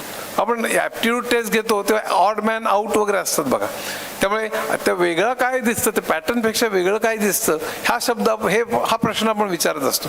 थोडक्यात म्हणजे पॅटर्न त्याला ओळखता येतोय का, हे आपण माणसाची बुद्धी बोलताना जसं ठरवतो तसंच यंत्राला पॅटर्न कसं ओळखता येत, तर डेटा द्यायचा आणि डेटावरनं तो पॅटर्न शोधतोय का, याला इंटेलिजन्स असं आपण. उदाहरणार्थ 1-2 उदाहरणं देतो. समजा आपण त्याला अनेक दाखवली, अनेक ईमेल्स त्याला फीड केल्या, योग्य चांगल्या ईमेल्स फीड केल्या आणि कित्येक फ्रॉड स्पॅम ईमेल सुद्धा फीड केल्या, हजारो लाखो, आणि त्याला सांगितलं की या स्पॅम आहेत आणि या चांगल्या ईमेल्स आहेत, आणि त्याला ओळखायला शिकवलं, तर त्या डेटावर तो शिकेल, त्यातला पॅटर्न ओळखीन की अमुक शब्द जर का आले, अमुक काहीतरी हे आले, कॅरेक्टर आली, तर तो स्पॅम असण्याची शक्यता आहे. तो त्याच्यावरून शिकेल आणि त्यानंतर त्याला कुठलीही ईमेल दिली की ती स्पॅम आहे की नाही तो ओळखायला लागेल. तुम्हाला माहिती आहे की ईमेलमध्ये तो कुठल्याही व्हॉट्सअपमध्ये किंवा कुठल्याही मेसेजमध्ये हा स्पॅम आहे, कुठल्याही फोन कॉलमध्ये सुद्धा हा फ्रॉड आहे, हे आपल्याला येतं लगेच. तर कशावरनं येतं, कारण त्याला ट्रेन केलेलं असतं. कुठल्याही डेटावरनं पॅटर्न शोधणं, ह्यालाच आपण इंटेलिजन्स म्हणतो. एक उदाहरण म्हणून सांगतो. समजा एका बँकेमध्ये 5,000 कस्टमर्स आहेत आणि त्या कस्टमर्सचं उंची, वजन, सॅलरी, ते शिक्षण, पोस्ट ग्रॅज्युएट झालाय की नाही, त्याकडे गाडी आहे की नाही, लग्न झालंय की नाही, किती मुलं आहेत, सगळा डेटा 5,000 कस्टमर्सचा बँकेचा समजा आपण दिला आणि त्याच्यावर तो आता काहीतरी शोध त्यातले संबंध. त्यामुळे आपण स्टॅटिस्टिक्स वापरतो. स्टॅटिस्टिक्समध्ये जनरली 2 गोष्टी असतील, त्यातला संबंध शोधताना आर म्हणजे कोइफिशियंट ऑफ कोरिलेशन वापरतात. आर तो 0 आणि 1च्या मध्ये असतो. 0 म्हणजे काही संबंध नाही, 1 म्हणजे पूर्ण संबंध आहे. म्हणजे स्मोकिंग आणि कॅन्सरचा इन्सिडन्स ह्याचं जर का प्लॉट केलं तर तो 0.90, आरची व्हॅल्यू 0.95, 0.98, म्हणजे खूप जवळचा संबंध आहे त्या 2 गोष्टींमध्ये. तर तसं तो उंची आणि पगार, वजन आणि पगार, उंची आणि वजन, अनेक गोष्टींचा संबंध शोधायला लागेल स्टॅटिस्टिक्स. शेवटी असं करता करता त्याला समजा आढळलं की जो ग्रॅज्युएट आहे, ज्यांनी MBA केलेलं आहे, ज्याला 3 वर्षाचा अनुभव आहे आणि ज्याची मिनिमम एवढी सॅलरी आहे, तो मोटार गाडी घेण्याची शक्यता 95% आहे. असा संबंध मिळाला की लगेच आपल्या कॉल सेंटरवाल्यांना अशा सगळ्या कस्टमर्सचे मोबाईल नंबर देऊन तुम्हाला कार लोन हवं आहे का, तुम्हाला कार लोन हवं आहे का, कार लोन हवं आहे का, असं तरी विचारत बसतात. 5,000 लोकांना विचारण्याऐवजी फक्त 200 लोकांना विचारलं तर आपल्याला यश मिळण्याची शक्यता खूप जास्त आहे. याला डेटा सायन्स म्हणतात, याला डेटा ॲनालिटिक्स म्हणतात आणि ह्याला आर्टिफिशियल इंटेलिजन्स म्हणतात. डेटावरनं पॅटर्न शिकणं. आता हे 2 प्रकार होतं, सुपरवाइज्ड आणि अनसुपरवाइज्ड लर्निंग. मी आत्ताच सांगितलं की डेटा दिलेला आहे आणि फक्त पॅटर्न शोध, तो अनसुपरवाइज्ड लर्निंग आहे.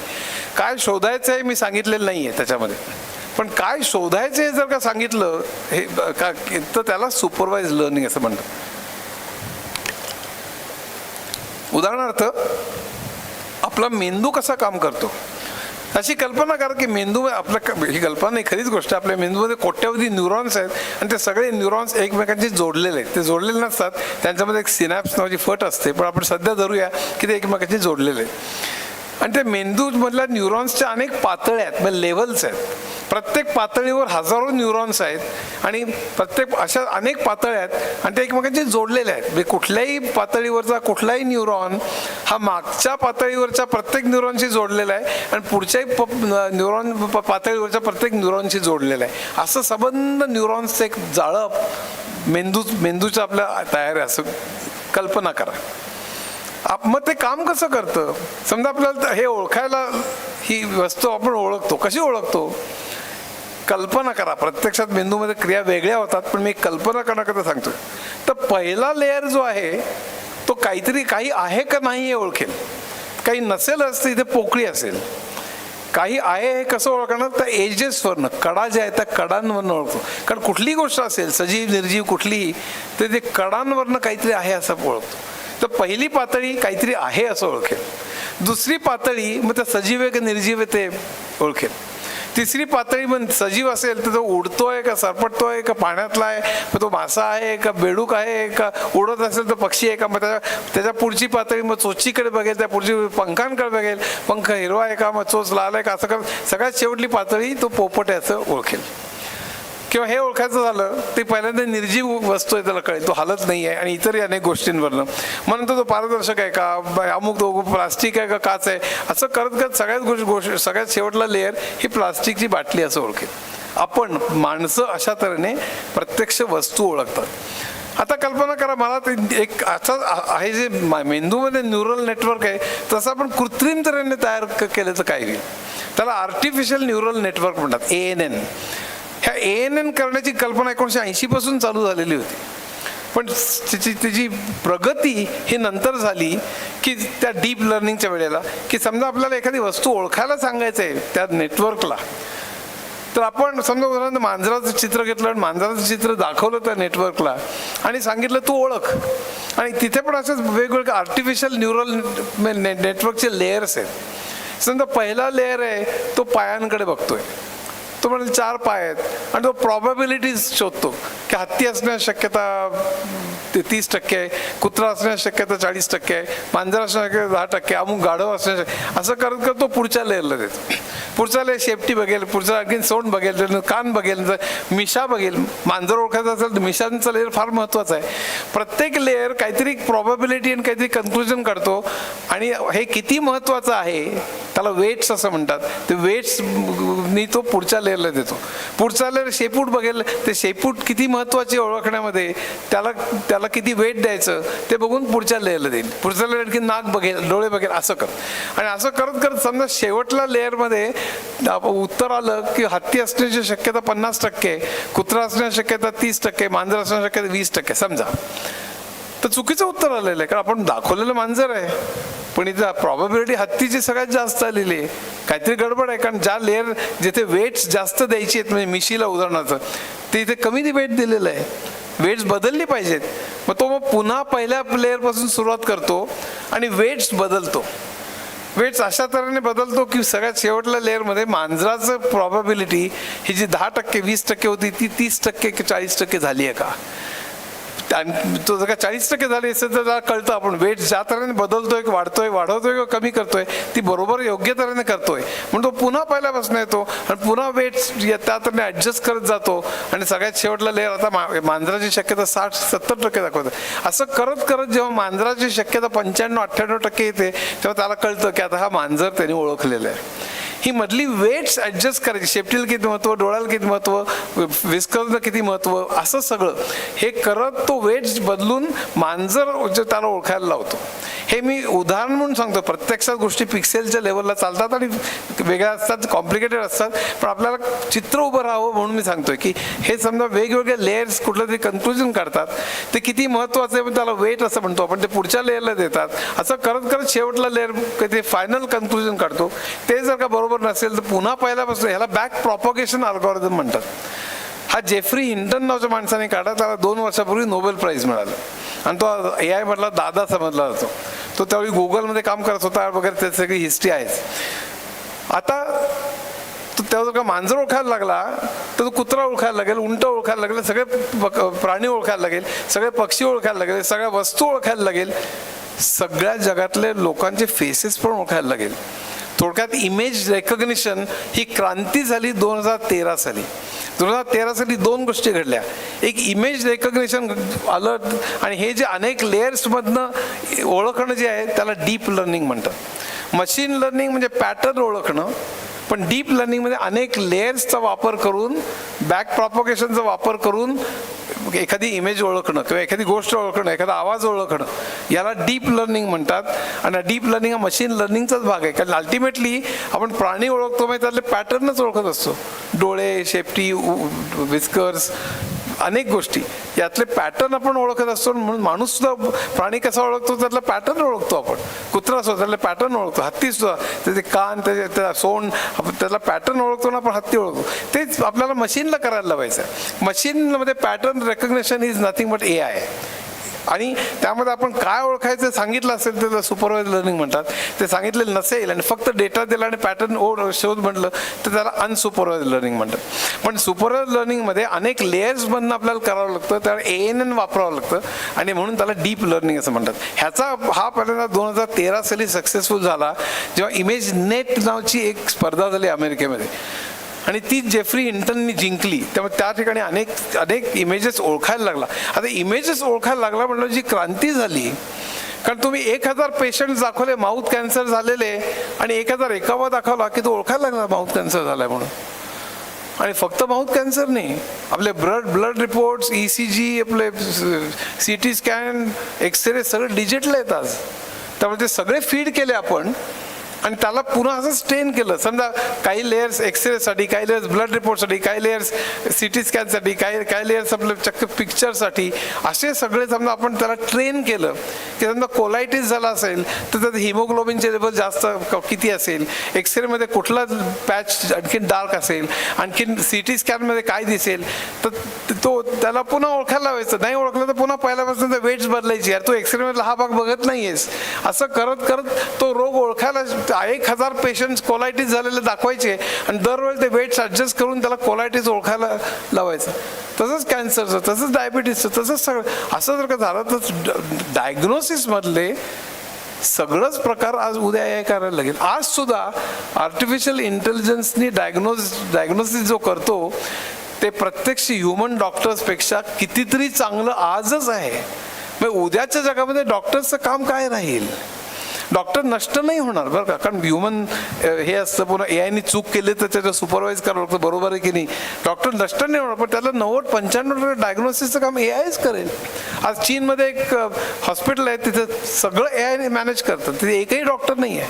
आज जपानमध्ये एक हॉटेल आहे, तिथे एकही माणूस नाही आहे, सगळं रोबॉट्स आणि AI करतं.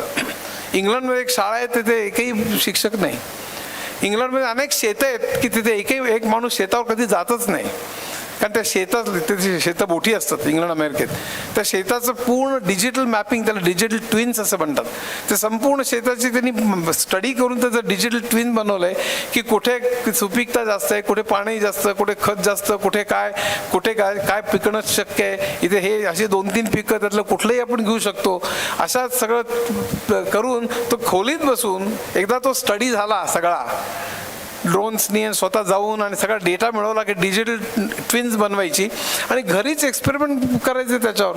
कारण इथे गहू पेरलं तर किती, हे पेरलं तर काय होईल, किती खतं लागतील, एकूण खर्च किती होईल, प्रॉफिट कशात जास्त होईल, आणि तो सगळं प्लॅन करून त्याप्रमाणे पेरणी, फवारणी म्हणजे खतांची, कीटकनाशकांची वगैरे जे काय सगळं असेल ते सगळं ड्रोन्स करतात. त्यानंतर प्रत्यक्ष पीक उगवलं आहे, सफरचंद असेल, काही असेल, त्याची कापणी ड्रोन्स आणि रोबोट्स करतात आणि नंतर ते ऑटोमॅटिकली ट्रक्समध्ये घालतात आणि ते मार्केटमध्ये जातं. तर इथे जग चाललेलं आहे. आता मग शेतीमधले मग जॉब्सचं काय होईल उद्या? तर डीप लर्निंग जेव्हा आलं 2013 साली, त्याच वेळेला इंडस्ट्री 4.0ची घोषणा झाली.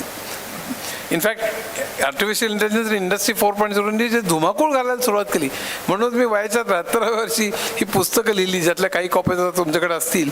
AI, industry 4.0, data science, statistics आणि इन्फोटेक, अशी 5 पुस्तकं मी वयाच्या 73व्या वर्षी अभ्यास करून लिहिली. नववीतल्या मुलालाही कळतील अशी. याचं केवळ कारण त्यांनी जगात धुमाकूळ होणार आहे हे मला लक्षात आलं. इंडस्ट्री 4.0 म्हणजे काय? 2013 साली हॅनोवरला त्याची घोषणा झाली. इंडस्ट्री 1.0 म्हणजे स्टीम इंजिन आणि पहिली इंडस्ट्रियल रेव्होल्युशन झाली ती. इंडस्ट्री 2.0 म्हणजे फोर्ड मोटर झाल्या 1910-20च्या सुमाराला, कंटिन्युअस मॅन्युफॅक्चरिंग सुरू झालं, विजेच्या जोरावर उत्पादन सुरू झालं. इंडस्ट्री 3.0 म्हणजे 1960च्या सुमाराला कम्प्युटर झाले, चिप्स आल्या आणि त्यावेळेला ते अनेक दशकं टिकलं. 60चं दशक हे मेन फ्रेमचं होतं, 70 मिनी कम्प्युटर्सचं, 80 हे पर्सनल कम्प्युटर्सचं, 90 हे इंटरनेटचं, 2000 हे मोबाईल कम्प्युटिंगचं आणि इंडस्ट्री 4.0 2013 साली आहे. इंडस्ट्री 4.0 मध्ये 8 मेजर टेक्नॉलॉजीज आहेत. आर्टिफिशियल इंटेलिजन्सची सगळ्यात महत्त्वाची टेक्नॉलॉजी, त्यानंतर बिग डेटा, IoT आणि IIoT म्हणजे इंटरनेट ऑफ थिंग्स आणि industrial internet of things, AR VR म्हणजे augmented and virtual reality, blockchain, 3D printing, 5G, cloud computing, अशा 8 टेक्नॉलॉजीज मिळून इंडस्ट्री 4.0 आहे. त्या सगळ्यामध्ये AI सगळ्यात महत्त्वाची टेक्नॉलॉजी आहे, हे लक्षात ठेवा. आणि त्याच्याबरोबर इतर सगळ्या टेक्नॉलॉजीज त्यांनी धुमाकूळ होणार आहे. तुम्हाला एक उदाहरण सांगतो. 3D प्रिंटिंग म्हणजे काय? आत्तापर्यंत जे आपण प्रिंटिंग करत होतो ते सबट्रॅक्टिव्ह प्रिंटिंग होतं. शिल्पकार जेव्हा एक शिल्प करतो म्हणजे काय, एक दगड घेतो आणि त्याला नको असलेला भाग काढून टाकतो, म्हणून त्याला सबट्रॅक्टिव्ह म्हणतात.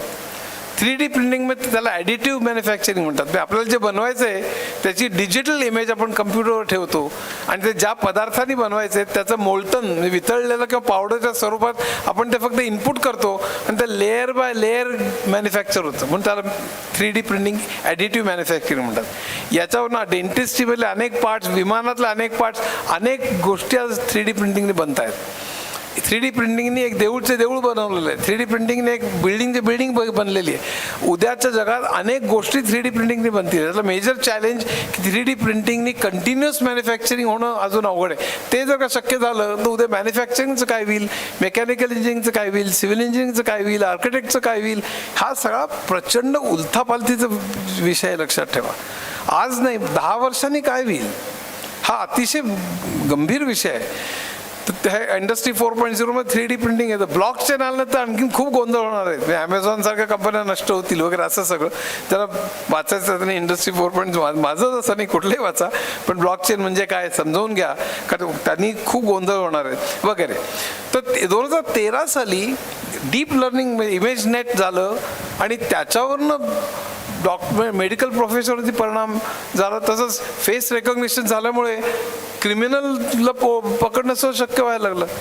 एका सिग्नलपाशी समजा CCTV कॅमेरामध्ये आपण भारतातले सगळ्या गुन्हेगारांचे फोटो आपण दिलेले आहेत आणि आता कपॅसिटी चिकार आहे मेमरीची आणि सगळीच, आणि त्यामुळे CCTV कॅमेरा प्रत्येक सिग्नलपाशी सायकल, मोटरसायकल, मोटर कार आणि इतर सगळ्या ठिकाणी जी मंडळी आहेत तिथे उभे आहेत त्या सगळ्यांचे स्कॅन करतो फोटो आणि आपल्या क्रिमिनल डेटाबेसची तो हे करतो, मॅच करतो आणि त्यातला कुठला एक क्रिमिनल आहे का, कुठला पॅरोलला सुटलेला आणि तो परत गेलेला नाही आहे, तो लोक स्कॅन करून त्याला कळतं की लाल शर्टमधला मनुष्य तो पॅरोलला सुटलेला आहे आणि तो गेलेला नाही आहे, आणि तो ताबडतोब पुढच्या सिग्नलला कळवतो की तो लाल शर्ट घातलेला ह्या स्कूटर ह्याच नंबरचा मनुष्य आहे, त्याला पकडा म्हणून पुढच्या सिग्नल तो गेल्यावर त्याला पकडण्यात येतं. हे जे सगळं आहे त्यामुळे अर्थात त्यामुळे सर्वेलन्स खूप वाढेल, हा तोटा आहे. पण पोलिसांमध्ये जो काही फरक पडेल किंवा फेस रेकग्निशनमुळे चेक इन हॉटेलमध्ये गेला, तुम्ही हॉटेल बुक करताना तुमचा फोटो दिलात आणि चेक इन दिलं तर तुम्ही ऑटोमॅटिक सरळ जाता, चेक इनची गरजच नाही. पैसे भरलेले असतात, तुम्ही आज जाता, तुमच्या खोलीपाशी जाता, खोलीपाशी तुमचा फोटो काढला जातो, तो तुम्ही बुक करताना घेतलेल्या फोटोवर जो मॅच केला जातो, तो मॅच झाला की लगेच तुमचं दार उघडतं खोलीचं. तसंच विमानामध्ये म्हणजे संबंध इमेज रेकग्निशनमुळे सगळ्या क्षेत्रामध्ये प्रचंड ड्रायव्हरलेस कार्स ही इमेज रेकग्निशन शक्यच नाही. का ड्रायव्हरलेस कारला समोर दगड आहे का सिग्नल आहे का पोलीस आहे का तो डिवायडर आहे का काय सगळं त्याला ओळखावं लागेल. एकदा ओळखणं हे शक्य झालं की त्यानंतर हे सगळं शक्य झालं. त्यामुळे इट वॉज व्हेरी रेव्होल्युशनरी. 2013 साल तेव्हा AI मध्ये लोकांना काहीतरी गडबड वाटायला लागली. त्या पुढची स्टेप आली 2017 साली जेव्हा गुगलमध्ये पेपर पब्लिश झाला, attention is all you need म्हणून. लोकांनी फार सिरियसली घेतलं नाही, पण ओपन AI नावाच्या कंपनीने मात्र ते त्याला ट्रान्सफॉर्मर आर्किटेक्चर म्हणतात ते सिरियसली घेतलं आणि त्यांना वाटलं आपण लार्ज लँग्वेज मॉडेल आपण निर्माण करू, ज्याच्यातनं ChatGPT, जेमिनी वगैरे निर्माण झालं. ते कसं काम करतं ते सांगणार आहे, ज्यांना इंटरेस्ट आहे त्यांनी नीट ऐका, नाही तर गप्पा मारा. पण मुख्य महत्त्वाचा विषय असा की हे आपल्याला कळलं पाहिजे कारण आपण रोज वापरतो ते. एक चॅट जीपीटीला आत्तापर्यंत सगळं टेक्स्ट दिलेलं आहे. लक्षात ठेवा, मल्टी मोडल म्हणजे टेक्स्ट, ऑडिओ, व्हिडिओ हे सगळं. पण पूर्वी चॅट जीपीटी हे फक्त टेक्स्टवरती होतं. त्या टेक्स्टमध्ये सगळे आत्तापर्यंत विकिपीडिया, सगळ्या वेबसाईट्स, सगळे चॅट्स, संपूर्ण टेक्स्ट त्याला दिलेलं असं. अर्थात ते मसाज करून आणि हे करून म्हणजे त्यात बऱ्याच गोष्टी त्यात होतात. रिपिटेशन्स काढावे लागतात, ते स्क्रब करावं लागतं वगैरे. पण तो डेटा दिला, क्लीन करून डेटा दिला की त्या डेटावरनं तो शिकतो म्हणजे काय करतो, म्हणजे काय की त्याचं एक अतिशय बारीक स्वरूप म्हणजे आपण ज्याला ऑटो कम्प्लीट म्हणतो ना, पुढचा शब्द शोधणं. मग उदाहरणार्थ मी अगदी लिमिटेड डेटाबेस झाला, समजा माझे सगळे चॅट्स आत्तापर्यंत माझं संभाषण एवढाच फक्त डेटा वापरला आणि मी टाईप करत बसलो, ईमेल लिहितोय, आय एम गोईंग टू असं म्हटलं की तो आत्तापर्यंत माझे जे काही संवाद होते त्या संवादात मी आत्तापर्यंत 50 वेळा 30 वेळा दिल्लीला गेलो असेल, 60 वेळेला नाशिकला गेलो असेल, 5 वेळा सोलापूरला गेलो असेल, 2 वेळा लंडनला गेलो असेल समजा. तर तो माझ्या आत्तापर्यंत चॅटमध्ये मी सगळ्यात जास्त वेळ नाशिकला गेलेलो म्हटल्यानंतर आय एम गोईंग टू म्हटल्यावर तो नाशिक नाशिक नाशिक नाशिक तो ब्लिंक करायला लागतो. तो शब्द आपल्याला सुचवतो. याला ऑटो कम्प्लीट म्हणतात. मग नाशिक म्हटलं तर तुम्ही आता पण नाशिकला 10% वेळा जेवायला गेलो असेल, 30% वेळा टेनिस खेळायला गेलो असेल, 50% वेळा ब्रिज खेळायला गेलो असेल. मग I am going to Nashik to असं आपण म्हटलं की तो play bridge play bridge play bridge आपण ॲक्सेप्ट केलं किंवा पुढे विथ आपण म्हटलं की आत्तापर्यंत मी ब्रिज कोणाकोणाचे खेळलं तर सगळं भरून तो पुढचे शब्द सांगायला जातो. थोडक्यात पुढचा शब्द शोधणं हा सगळ्यात महत्त्वाची गोष्ट LLM मध्ये, लार्ज लँग्वेज मॉडेलमध्ये. आणि ते आत्तापर्यंत सगळं टेक्स्ट आहे, त्या टेक्स्टवरनं पुढचा शब्द कसा शोधणार तो? तर तो करतो काय की आत्तापर्यंत सगळं तो मल्टी डायमेन्शनल व्हेक्टर स्पेसमध्ये तो शब्द टाकतो. हे कॉम्प्लिकेटेड आहे, तुम्ही शिकाल तेव्हा तुम्हाला ते कळेलच. पण तो आपल्याला कल्पना यावी म्हणून सांगतो काय करतो, हे सगळे शब्द घेतो आणि त्यात ते जवळजवळचे शब्द आहेत ते जवळजवळ मांडतो. म्हणजे फिश, फिशरमॅन, नेट, प्रॉन्स, करी असे ते सगळे जवळजवळ मांडतो. म्हणजे त्या शब्दानंतर पुढचा शब्द येण्याची शक्यता कुठली आहे याप्रमाणे तो ते शब्द जवळजवळ म्हणतो. पण फिश असेल आणि बॉटल असेल किंवा फिश जर का असेल आणि मोबाईल असेल किंवा फिश असेल आणि टेबल असेल तर ते शब्द दूर ठेवतो, पण त्याचा काही संबंध नाही. फिश नंतर टेबल किंवा फिश नंतर बॉटल वगैरे येण्याची शक्यता खूपच कमी असते.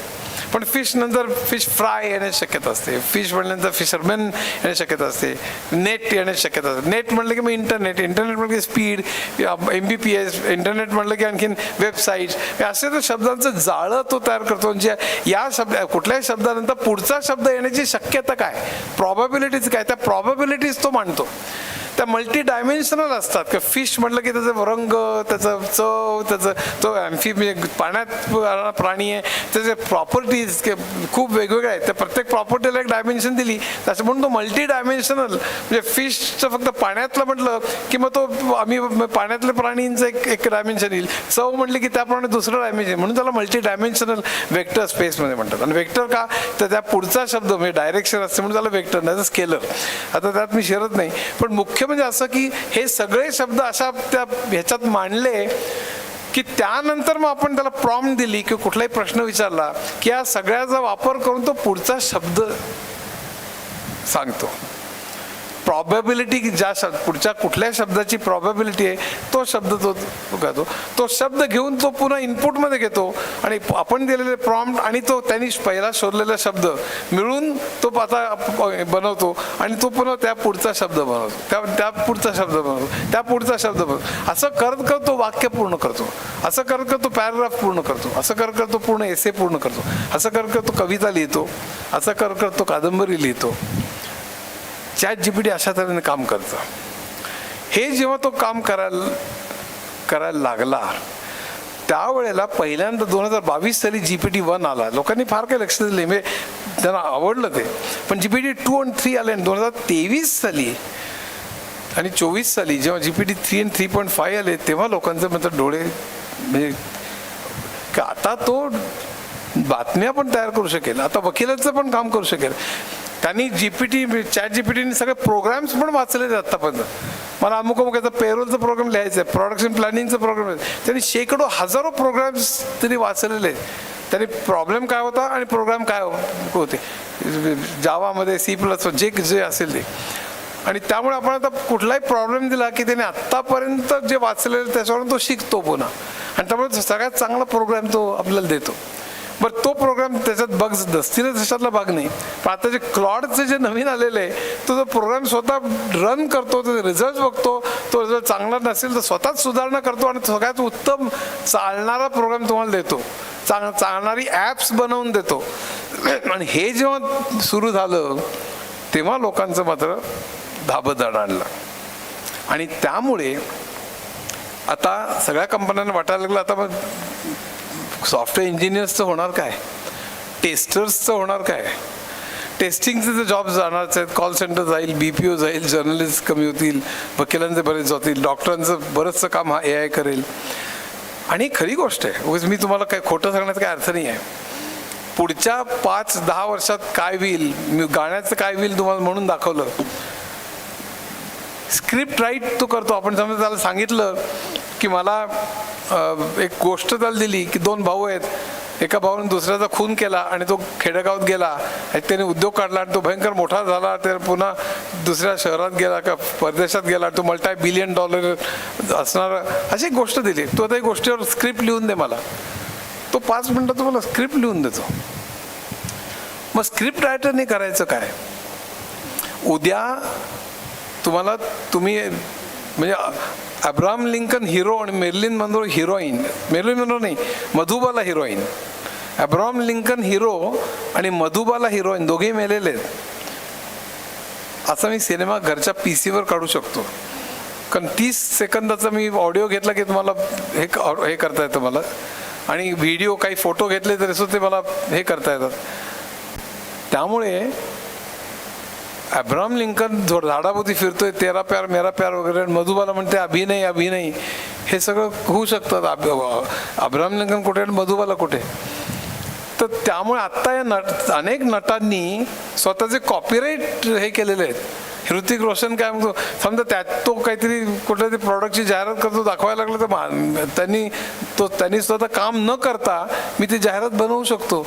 त्यामुळे त्यांनी स्वतःचे कॉपीराईट केले की माझी जाहिरात वापरायची असेल, मला आत्तापर्यंत पैसे मिळत होते, आता तुम्ही घरी बसल्या टेबलावरती माझी जाहिरात करू शकता, त्यामुळे तुम्ही माझा कॉपीराईट वापरता कामा नये, वापरला असता मला पैसे दिले पाहिजे, असं त्यांनी लिगल करून ठेवलं आहे. आता जेव्हा AIचं चालू झालं हे तेव्हा गेल्या 1 वर्षापूर्वी हॉलिवूडमध्ये film directors, actors, script writers यांनी मोर्चे काढले आणि संप केले, म्हणून त्याच्यावर बंधन आली. पेंटिंग्समध्ये जेव्हा अनेक बक्षिसं देण्यात आली, म्हणजे प्रचंड याच्यात पारितोषिक असतात कित्येक $1 मिलियन, तेव्हा ते पारितोषिक जाहीर झालं फिलाडेल्फिया का कुठेतरी, लक्षात नाही माझ्या. आणि बघितलं अनेक जगातले पेंटर्स जमले होते सगळे की आता कोणीतरी उठेल आणि ते तर कोणीच उठलं नाही. तेव्हा नंतर लक्षात आलं की ते AIने काढलेलं होतं चित्र म्हणून. तर असं जे सगळं झालं, मग त्यामुळे खळबळ आहे सध्या की आता AIने समजा संगीत दिलं असेल तर त्याला ग्रॅमीज अवॉर्ड मिळणार का नाही, तर त्यांनी ऑलरेडी डिक्लेअर केलेलं आहे फक्त AIने जर का चाल दिली असेल तर आम्ही ग्रॅमीज देणार नाही. त्यात मॉडिफिकेशन केलं असेल तर तुम्ही ग्रॅमीज अवॉर्ड घेऊ शकता. त्यामुळे संबंध कला विश्वामध्ये सुद्धा, कादंबऱ्या सुद्धा हे AIने लिहिलं आहे का, याचा वापर करून तुम्ही सुधारलेलं आहे. त्यामुळे सगळ्या क्षेत्रामध्ये प्रचंड, कायद्यात सुद्धा न्यूयॉर्क टाइम्स विरुद्ध ओपन AI सध्या खटला चालू आहे. कारण ओपन AIनी अनेक कथा लिहिल्या, पण त्या कथा किंवा अनेक गोष्टी पब्लिश केल्या. न्यूयॉर्क टाइम्स म्हणाला माझ्या या अमुक दिवसाच्या अमुक पेपरमध्ये ही बातमी आली होती, ती तुम्ही वापरलेली आहेत, त्यामुळे तुम्ही कॉपीराईटचा भंग केलेला आहे. आणि त्यामुळे न्यूयॉर्क टाइम्स विरुद्ध ओपन AI ही प्रचंड मोठी केस गाजलेली आहे. अशा अनेक केसेस सध्या चालू आहेत जगामध्ये. म्हणजे त्यामुळे हा अतिशय मोठा प्रश्न निर्माण झालेला आहे. आणि त्यामुळे सगळं जग, त्यातले कायदे, पेटंटचे कायदे, अनेक कायदे बदलणार आहेत हे लक्षात ठेवा. मेडिकल फील्ड तर आमूलाग्र बदलेलं आहे, शंकाच नाही मला. अजूनही ऑपरेशन्स करायला इतकं ताबडतोब होणार नाही, कारण रोबोट्स इतके प्रगत झालेले नाहीत. रोबोटिक सर्जरी गुडघ्याची होऊ शकते, डोळ्याची होऊ शकते, अनेक. पण अजून एक 10-20 वर्षांनी रोबोट्स एवढे प्रगत होतील की कित्येक ऑपरेशन्स ती होतील. ज्येष्ठांना मदत करण्याकरता रोबोट्स मदत करतील. बातम्या तयार करण्याकरता म्हणजे जे घडलंय त्याची थोडी माहिती दिली की इथे आग लागली होती आणि त्यावर 2 बंब गेले आणि 5 अशी थोडी माहिती दिली की तो आत्तापर्यंत इतर सगळे व्हिडिओज इतर सगळी बातम्या आणि आपण दिलेली माहिती करून तो सगळं बातमी तयार करून देऊ शकतो. पुन्हा म्हणजे इतकं जर्नलिस्टचं काम काय होईल, कथा लेखकांचं काय होईल, चित्रपट प्रोड्युसर्सचं काय होईल, शिक्षकांचं काय होईल. उद्या फळ्यावर लिहितोय मुलं लिहून घेत आहेत हे तर आत्ता ठीक आहे, एक 5-10 वर्षात ते चित्र पूर्ण बदलणार आहे. आत्ताच मुलं लिहून घेतले मोबाईलवरून फोटो काढतात. उद्या व्हिडिओज इतके सुंदर, आज सुद्धा खान अकॅडमी आणि इतर व्हिडिओज अप्रतिम आहेत. तर उद्या व्हिडिओचं 3 डिमेन्शनल अतिशय सुंदर ॲनिमेशन केलेले व्हिडिओज इतके सुपर्ब निघते आजच आहेत आणखीन 5 वर्षांनी. आणि ते मी व्हिडिओ असलेले 11 वाजता मी रात्री बघू शकतो. 11 वाजता मला शिक्षक मिळू शकत नाही. त्यामुळे शिक्षणाचं क्षेत्र बदलेल. शिक्षकांचं रोल हा मुख्य म्हणजे चांगले व्हिडिओज तयार करणं आणि दर 15 दिवसांनी महिन्यांनी विद्यार्थ्यांचे प्रश्न सोडवणं असं होईल. ते हे जे जग आहे प्रचंड बदलणार. Me on and on me जाऊ शकतो याच्यात म्हणजे खूप बोलू शकतो, पण मी 1-5 मिनटात थांबणार आहे. उद्याच्या जगात आपण काय केलं पाहिजे हे सगळं ठीक आहे. एक विचार असा आहे की काहीच होणार नाही. इंडस्ट्री 1.0 मध्ये लोकांना वाटलं होतं की जॉब जातील, पण जेवढे गेले तेवढेच निर्माण झाले. इंडस्ट्री 2.0च्या वेळेस जेवढे गेले तेवढेच निर्माण झाले. इंडस्ट्री 3.0च्या वेळेस जेवढे गेले तेवढेच निर्माण झाले. त्यामुळे प्रचंड बेकारी वगैरे याच्यामुळे निर्माण झाली नाही. पण इंडस्ट्री 4.0 मध्ये जिथे AI सगळ्यात महत्त्वाचं आहे आणि IoT, big data, AR, VR, 3D printing, cloud computing, blockchain आणि ह्या सगळ्यामुळे प्रचंड फरक पडणार आहे असं मला वाटतं. एका ह्याच्याप्रमाणे काही फरक पडणार नाही. जेवढे जातील तेवढेच निर्माण होतील. दुसऱ्या मताप्रमाणे 67% जॉब जातील.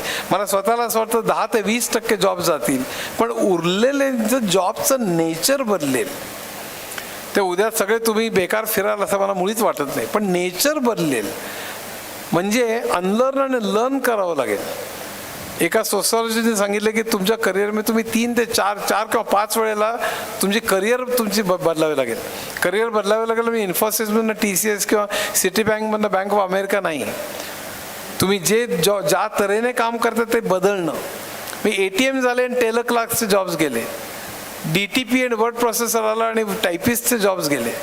CAD/CAM आलं आणि ड्राफ्ट्समॅनचे जॉब्स गेले.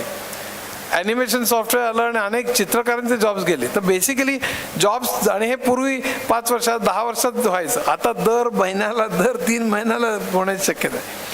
त्यामुळे वेग प्रचंड वाढलेला आहे. तो किती वेळा तुम्हाला बदलावं लागेल मला माहिती आहे, पण अनेक वेळेला लर्न करावं लागेल सातत्याने. म्हणजे आम्ही 1975 साली की IITतनं बाहेर पडताना अरे आपण आता पुन्हा पहिल्या वर्षात जाण्याची गरज आहे कारण खूपच जग बदललंय. त्यावेळी आम्ही म्हणत असो. आता तर म्हणजे प्रचंडच वेगाने जग बदलणार आहे. तुम्ही त्यामुळे जे शिकताय ते थोडक्यात थिंकिंग करणं, कशा तऱ्हेने प्रॉब्लेम सॉल्विंग आणि लॉजिकल थिंकिंग हे तुम्ही डेव्हलप जर का केलं तर तुम्हाला कुठेही मरण नाही. तुम्ही घोकमपट्टी करून कसंही पास झाला तर तुम्ही नक्की खड्ड्यात चालायचं, कारण जग बदललेलं असेल पुढच्या 2-3 वर्षात. तुम्ही पास व्हाल तोपर्यंत तुम्ही शिकलेल्याचा फायदा होणार नाही. पण तुम्ही लॉजिकल थिंकिंग, क्रिएटिव्ह थिंकिंग आणि प्रॉब्लेम सॉल्विंग हे जर का शिकला तर मात्र तुम्हाला आयुष्यभर कशाचं बरं नाही. सो मी 4-5 गोष्टी सांगून थांबणार आहे. सो काय केलं पाहिजे. एक म्हणजे तुम्ही मेकॅनिक इंजिनियर असा, सिव्हिल असा, आर्किटेक्ट असा, अकाउंटंट असा, फार्मसिस्ट असा, घाबरू नका. जग 100% बदलणार आहे, शंका नाही. फार्मसीमध्ये ड्रग डिस्कवरी, AI आणि क्वांटम कम्प्युटिंगमध्ये प्रचंड बदलणार आहे.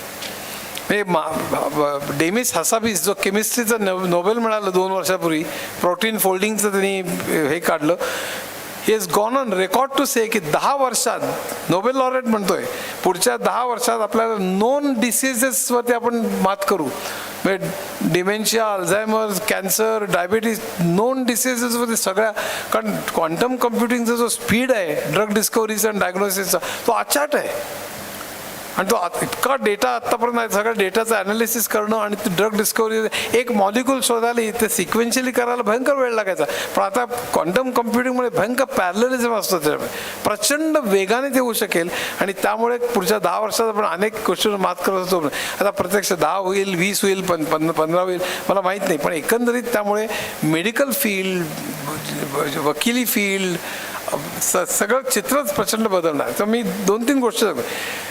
तुम्ही जे करताय ते एक्सलन्स गाठा. मेकॅनिकल, सिव्हिल तर सिव्हिल. जे ए आयमध्ये आहेत किंवा डीप डेटा सायन्समध्ये त्यांना नक्कीच चांगलं भवितव्य यात शंकाच नाही पुढच्या 10 वर्षात. पण म्हणून सगळेजण धावाधाव करून आता आपण मेकॅनिकल आहोत, आता आपलं भविष्य काही नाही असं मुळीच समजू नका.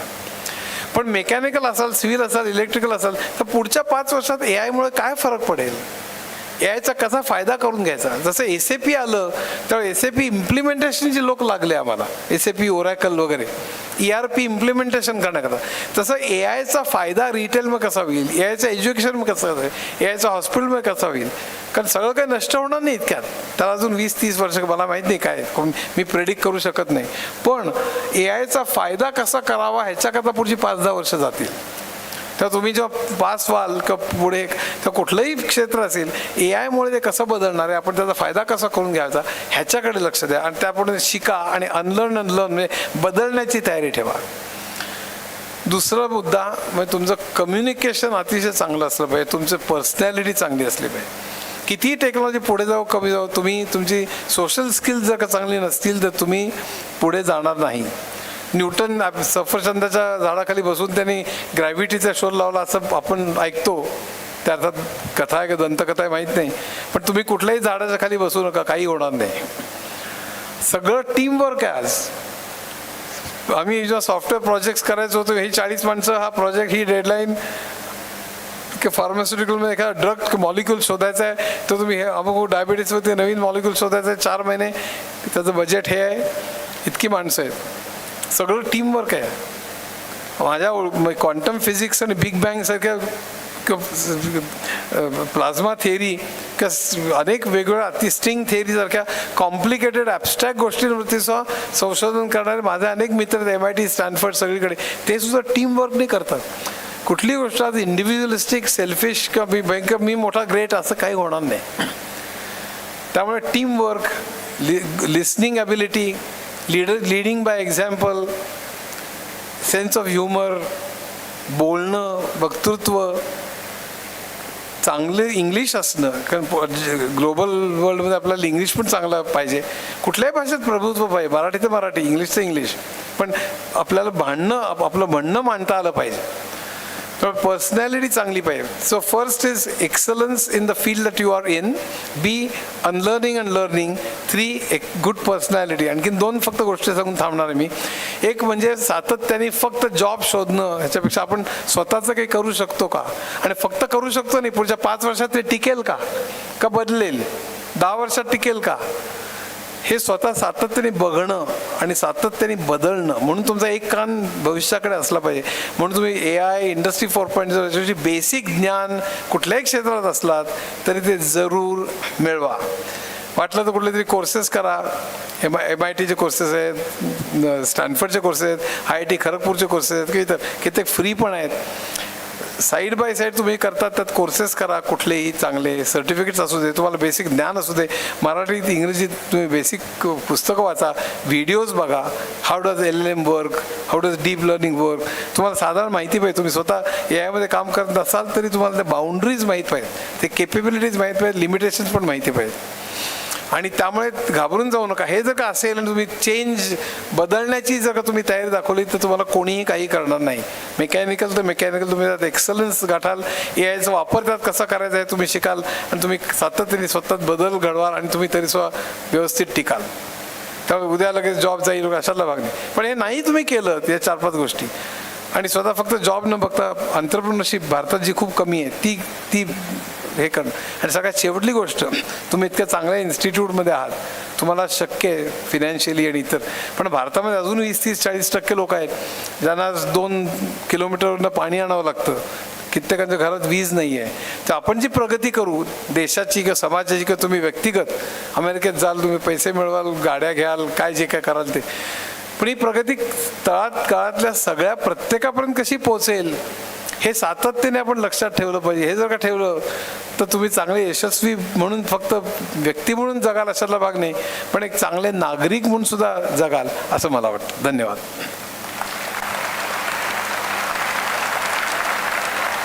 धन्यवाद सर.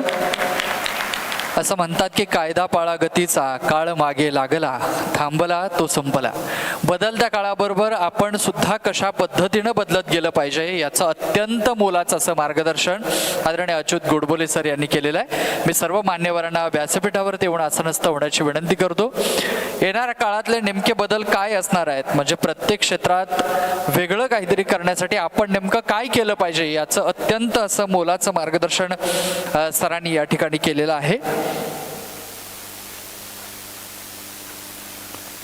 यानंतर खरं तर मागील वर्षभरामध्ये अनेक मोठी यशस्वी आपल्या महाविद्यालयानं पार केलीत. म्हणजे या प्रत्येक गोष्टीचा एक चांगला आढावा आपल्यापर्यंत देता यावा यासाठी महाविद्यालयाच्या न्यूज लेटरचं प्रकाशन या ठिकाणी होत आहे. मी सर्व मान्यवरांना विनंती करतो की या न्यूज लेटरचं प्रकाशन आपण करावं. संस्थेचे अध्यक्ष माननीय विजयसिंह माने साहेब, त्याचबरोबर आजच्या आपल्या कार्यक्रमाचे प्रमुख पाहुणे माननीय अच्युत गोडबोले सर यांच्या शुभ हस्ते या न्यूज लेटरचं प्रकाशन होत आहे.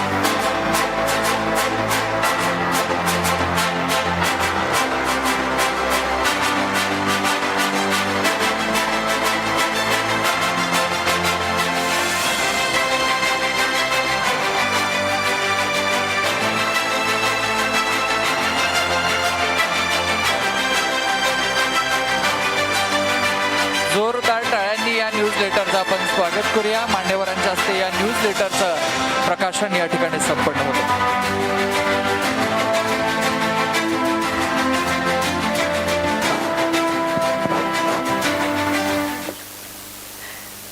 With the completion of the inspiring speeches from our esteemed dignitaries, now we move forward to the most awaited part of today's event, the prize distribution ceremony. This is a moment to recognize the hard work, dedication, and excellence of our faculty and students. Absolutely. Achievements deserve to be celebrated, and today we take pride in honoring those who have made remarkable contributions to academics, extracurricular activities, and placements. Let's begin with our first category, faculty achievements. Our faculty members are the true mentors behind students' success, and it is time to acknowledge their dedication. Now I request to our chief guest, Honorable Shri Achyut Godbole sir, to felicitate our faculties.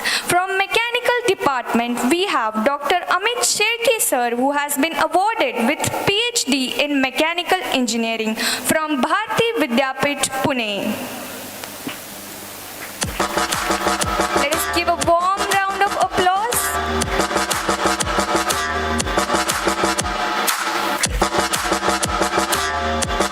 From Applied Sciences and Humanities Department, we have Dr. Sujata Patil ma'am, who has been awarded PhD in Physics from D.Y. Patil University, Kolhapur.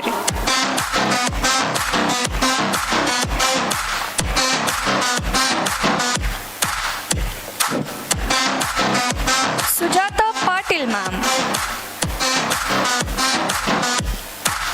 From Electronics and Telecommunication Department, we have Dr. Sarvajit Bhosle sir, who has been awarded PhD in Electronics Engineering from Shivaji University, Kolhapur.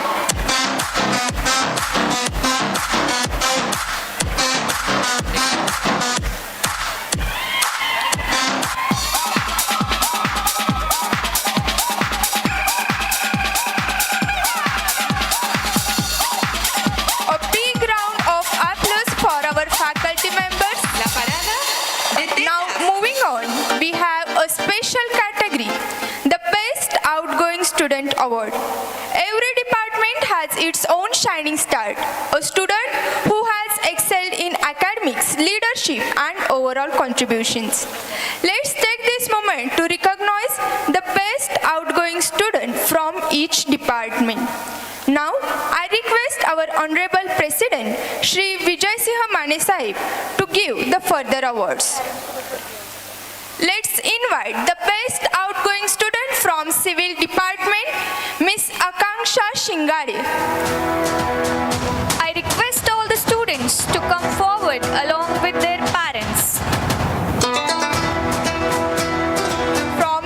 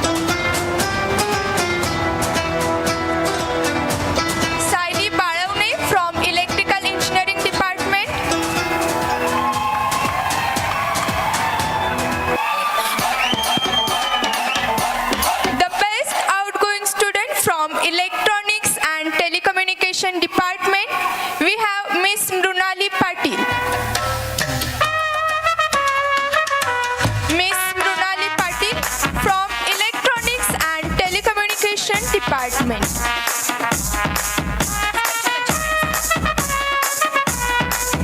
The best outgoing student from Mechanical Engineering Department, we have Asif Wathare.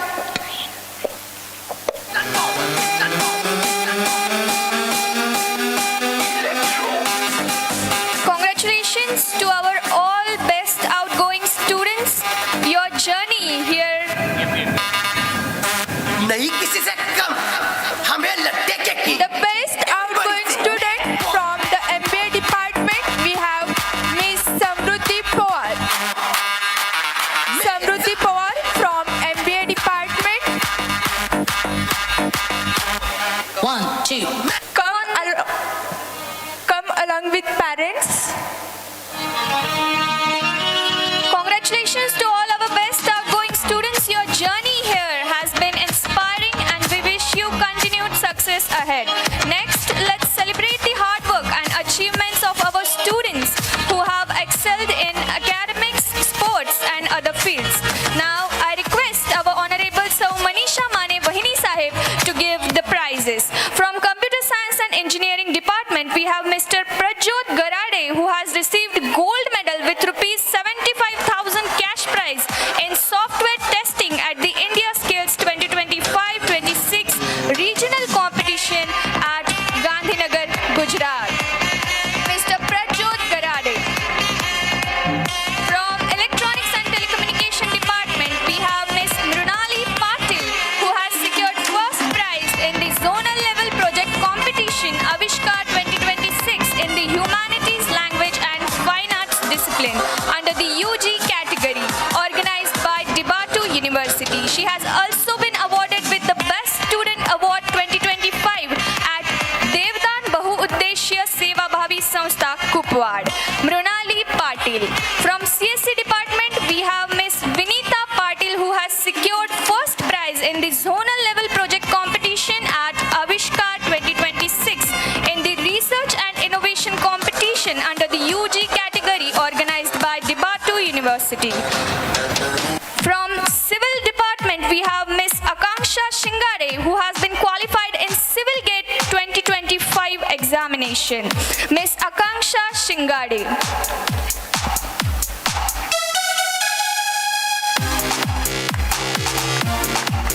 I request all the students please hurry to the stage. Ms. Akanksha Shingare. From Electronics and Telecommunication Department, we have Ms. Amruta Karatge who has secured second rank in boxing at the national level held at Sri Balaji University, Pune. She is also the winner of Boxing All India competition held at Dibatu, Punjab. Amruta Karatge. From Computer Science and Engineering Department, we have Mr. Yashvardhan Patil who has received first rank in rifle shooting All India competition Dibatu at Delhi. Mr. Yashvardhan Patil.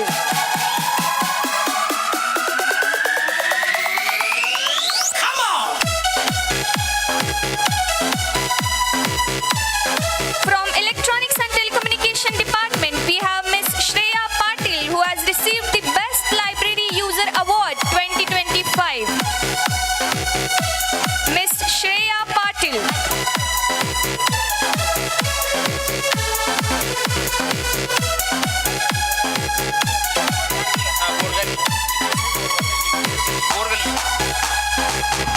Next up, from ENTC Department, we have Ms. Vidyashri Borgalli who has secured first prize in the zonal level project competition Avishkar 2026 in the Medicine and Pharmacy discipline under the PG category organized by Dibatu University.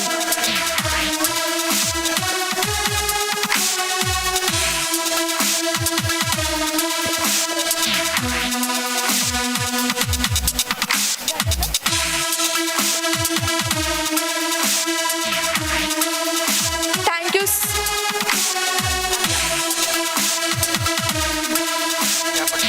Now let's move on to another proud moment celebrating the students who have successfully secured a placement students in reputed organizations.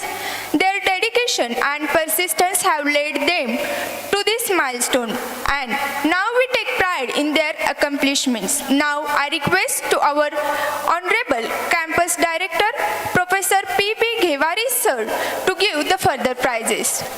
From CSE department, we have Dayananda Patil, who have placed in Unlocks Private Limited, Bangalore.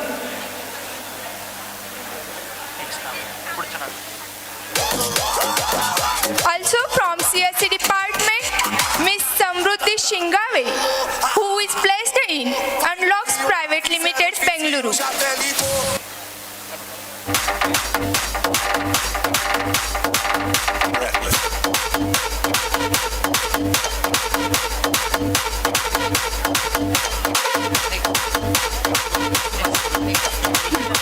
From mechanical department, we have Mr. Rohit Kumar Sawant, who placed in Well-Made Locking System, Private Limited, Pune.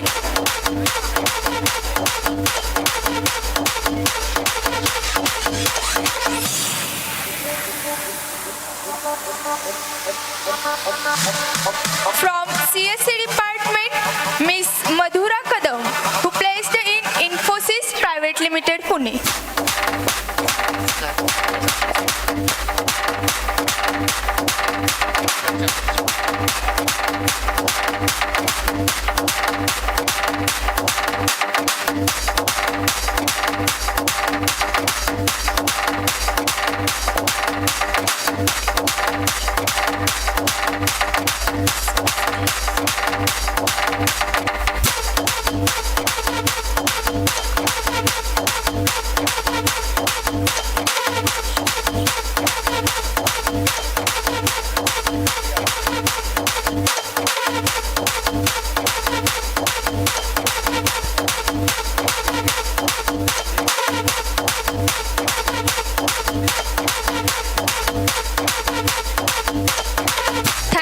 Thank you so much. And now the grand finale, the moment we all have been waiting for, the General Championship Trophy. This prestigious honor is awarded to the best performing students teams who has set a benchmark in overall excellence. And to do the honors, I invite our chief guest, Honorable Shri Achyut Godbole sir, to make the grand announcement.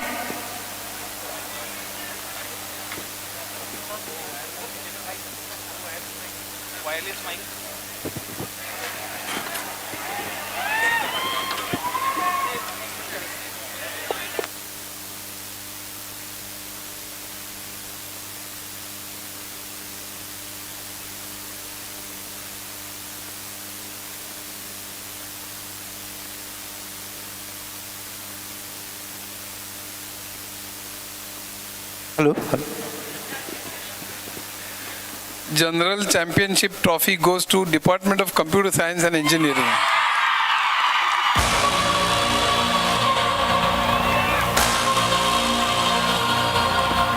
This is a warning that war is coming. All the boys and girls from the Computer Science and Engineering Department are requested to come on the stage.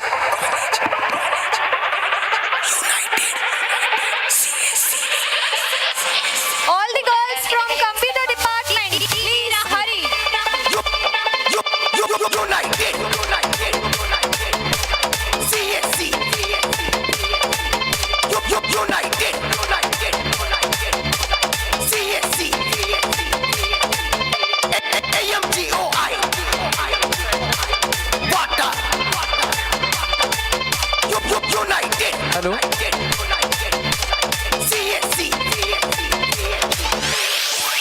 All girls from CSE department, we request to come forward. नाम भी सुनाई देगा और शोर भी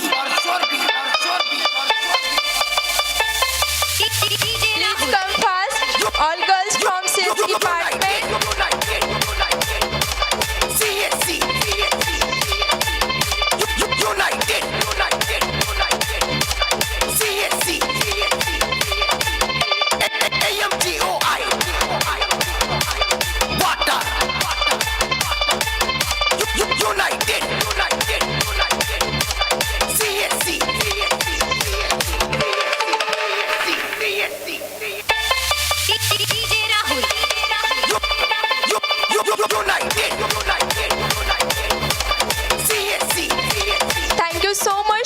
students and all the dignitaries.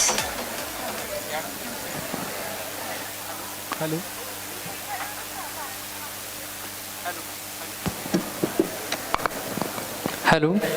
यानंतर fusion 2K26 या कार्यक्रमाचे औपचारिक आभार व्यक्त करण्यासाठी मी विनंती करतो फ्युजन 2K26 चे convener doctor JM Shinde sir यांना.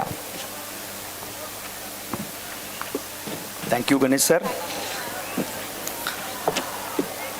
फ्युजन 2K26च्या या वार्षिक पारितोषिक वितरण समारंभासाठी उपस्थित असणाऱ्या सर्वांचे आभार मानण्यासाठी मी convener doctor JM Shinde, dean student affairs या ठिकाणी आभार मानित आहे. खूप चांगल्या पद्धतीनं आजचा हा कार्यक्रम आज या ठिकाणी संपन्न होतोय. आतापर्यंत आपल्या महाविद्यालयामध्ये बरेचसेच चीफ गेस्ट येऊन गेले, चांगले चांगले मान्यवरांनी मार्गदर्शन केलेलं आहे. पण आपल्या इंजिनिअरिंग फील्डशी आणि टेक्नॉलॉजीशी संबंधित बोलण्यासाठी आपण ज्यांची 2 वर्षाला वाट पाहत होतो असे AI मधले खूप चांगलं व्यक्तिमत्व असणारे आणि ज्यांनी आज खूप चांगल्या पद्धतीने आपलं मार्गदर्शन केले असं एक व्यक्तिमत्व ज्यांनी आपल्याला खूप चांगलं मार्गदर्शन केलं. 30% जॉब्स हे जातील पण 70% जॉबचं नेचर बदलेल असं खूप चांगलं मार्गदर्शन ज्यांनी केलं. यामुळे घाबरू नका, तुमच्या क्षेत्रातील एक्सलंट वाढवा असा एक मोलाचा संदेश त्यांनी दिला. ज्यांनी AIचा अभ्यास चांगल्या पद्धतीने केला, कम्युनिकेशन स्किल डेव्हलप करा, पर्सनल स्किल डेव्हलप करा, लिसनिंग ॲबिलिटी वाढवा, टीमवर्कवरती फोकस करा असं एक मार्गदर्शन केले. असे व्यक्तिमत्व IIT मधून शिक्षण पूर्ण करणारे लेखक, संशोधक, टेक्नोक्रॅट या क्षेत्रातील नामवंत व्यक्तिमत्व मान्य श्री डॉक्टर अच्युत गोडबोले सर यांचं मी अशोकराव माने ग्रुप ऑफ इन्स्टिट्यूटच्या वतीनं शतशः आभार मानतो. थँक्यू साहेब, थँक्यू सर. त्यानंतर आपल्या अशोकराव माने ग्रुपचं नाव जगाच्या कानाकोपऱ्यावर पोहोचवण्यासाठी प्रयत्न करणारे, विद्यार्थ्यांच्या पाठीमागं खंबीरपणे उभे राहणारे आपल्या संस्थेचे अध्यक्ष आणि राजकीय, सामाजिक, शैक्षणिक क्षेत्रामध्ये उत्तुंग प्रगती करणारे आपल्या संस्थेचे अध्यक्ष मान्य श्री विजयसिंह माने भैयासाहेब यांचंही या ठिकाणी मी मनापासून आभार मानतो. थँक्यू साहेब. आपल्या प्रत्येक योजनेमध्ये चांगलं सहकार्य करणाऱ्या, प्रत्येक इव्हेंट चांगला मोठ्या पद्धतीनं होण्यासाठी मार्गदर्शन करणाऱ्या आपल्या संस्थेच्या संचालिका मान्य सौ मनीषा माने वहिनी साहेब यांचंही या ठिकाणी मी आभार मानतो. थँक्यू वहिनी साहेब.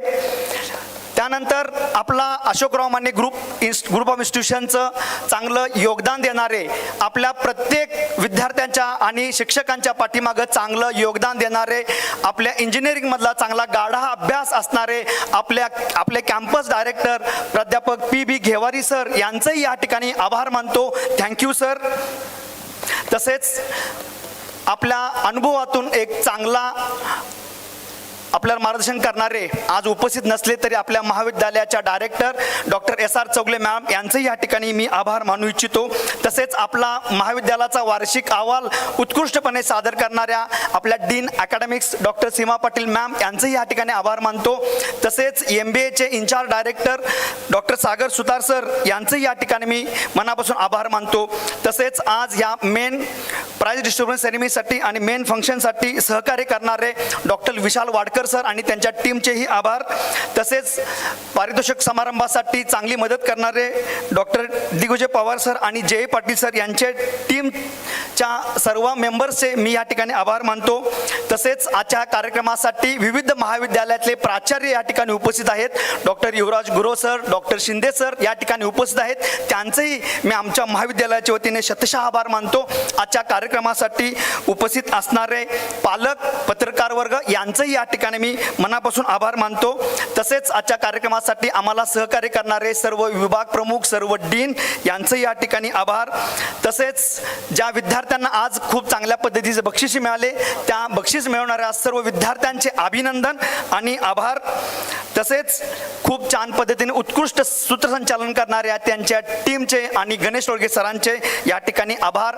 कार्यक्रम यशस्वी करण्यासाठी मदत करणारे सर्व आयोजक, संयोजक, डायरेक्टर, इनडायरेक्ट सपोर्ट करणाऱ्या सर्वांचेच मी कन्व्हेनर या नात्याने सर्वांचे आभार मानतो. आणि ज्यांच्या उपस्थितीशिवाय हा कार्यक्रम चांगला होऊ शकला नसता असे आमचे लाडके सर्व विद्यार्थी आणि विद्यार्थिनींचं या ठिकाणी मी आभार मानतो आणि थांबतो. Thank you one and all.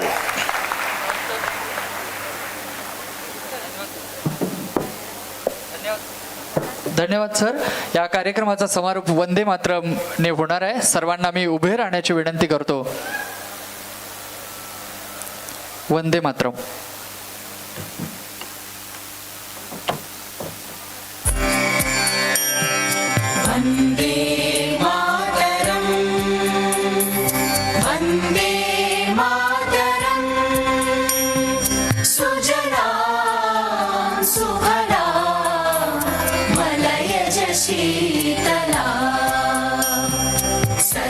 श्यामला मातरं वन्दे मातरं शुभ्रज्योत्स्ना पुलकितयामिनी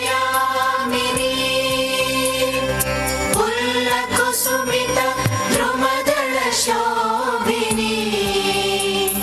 सुहासिनी सुमधुरभाषिणी सुखदां वरदां मातरं वन्दे मातरं वन्दे मातरं.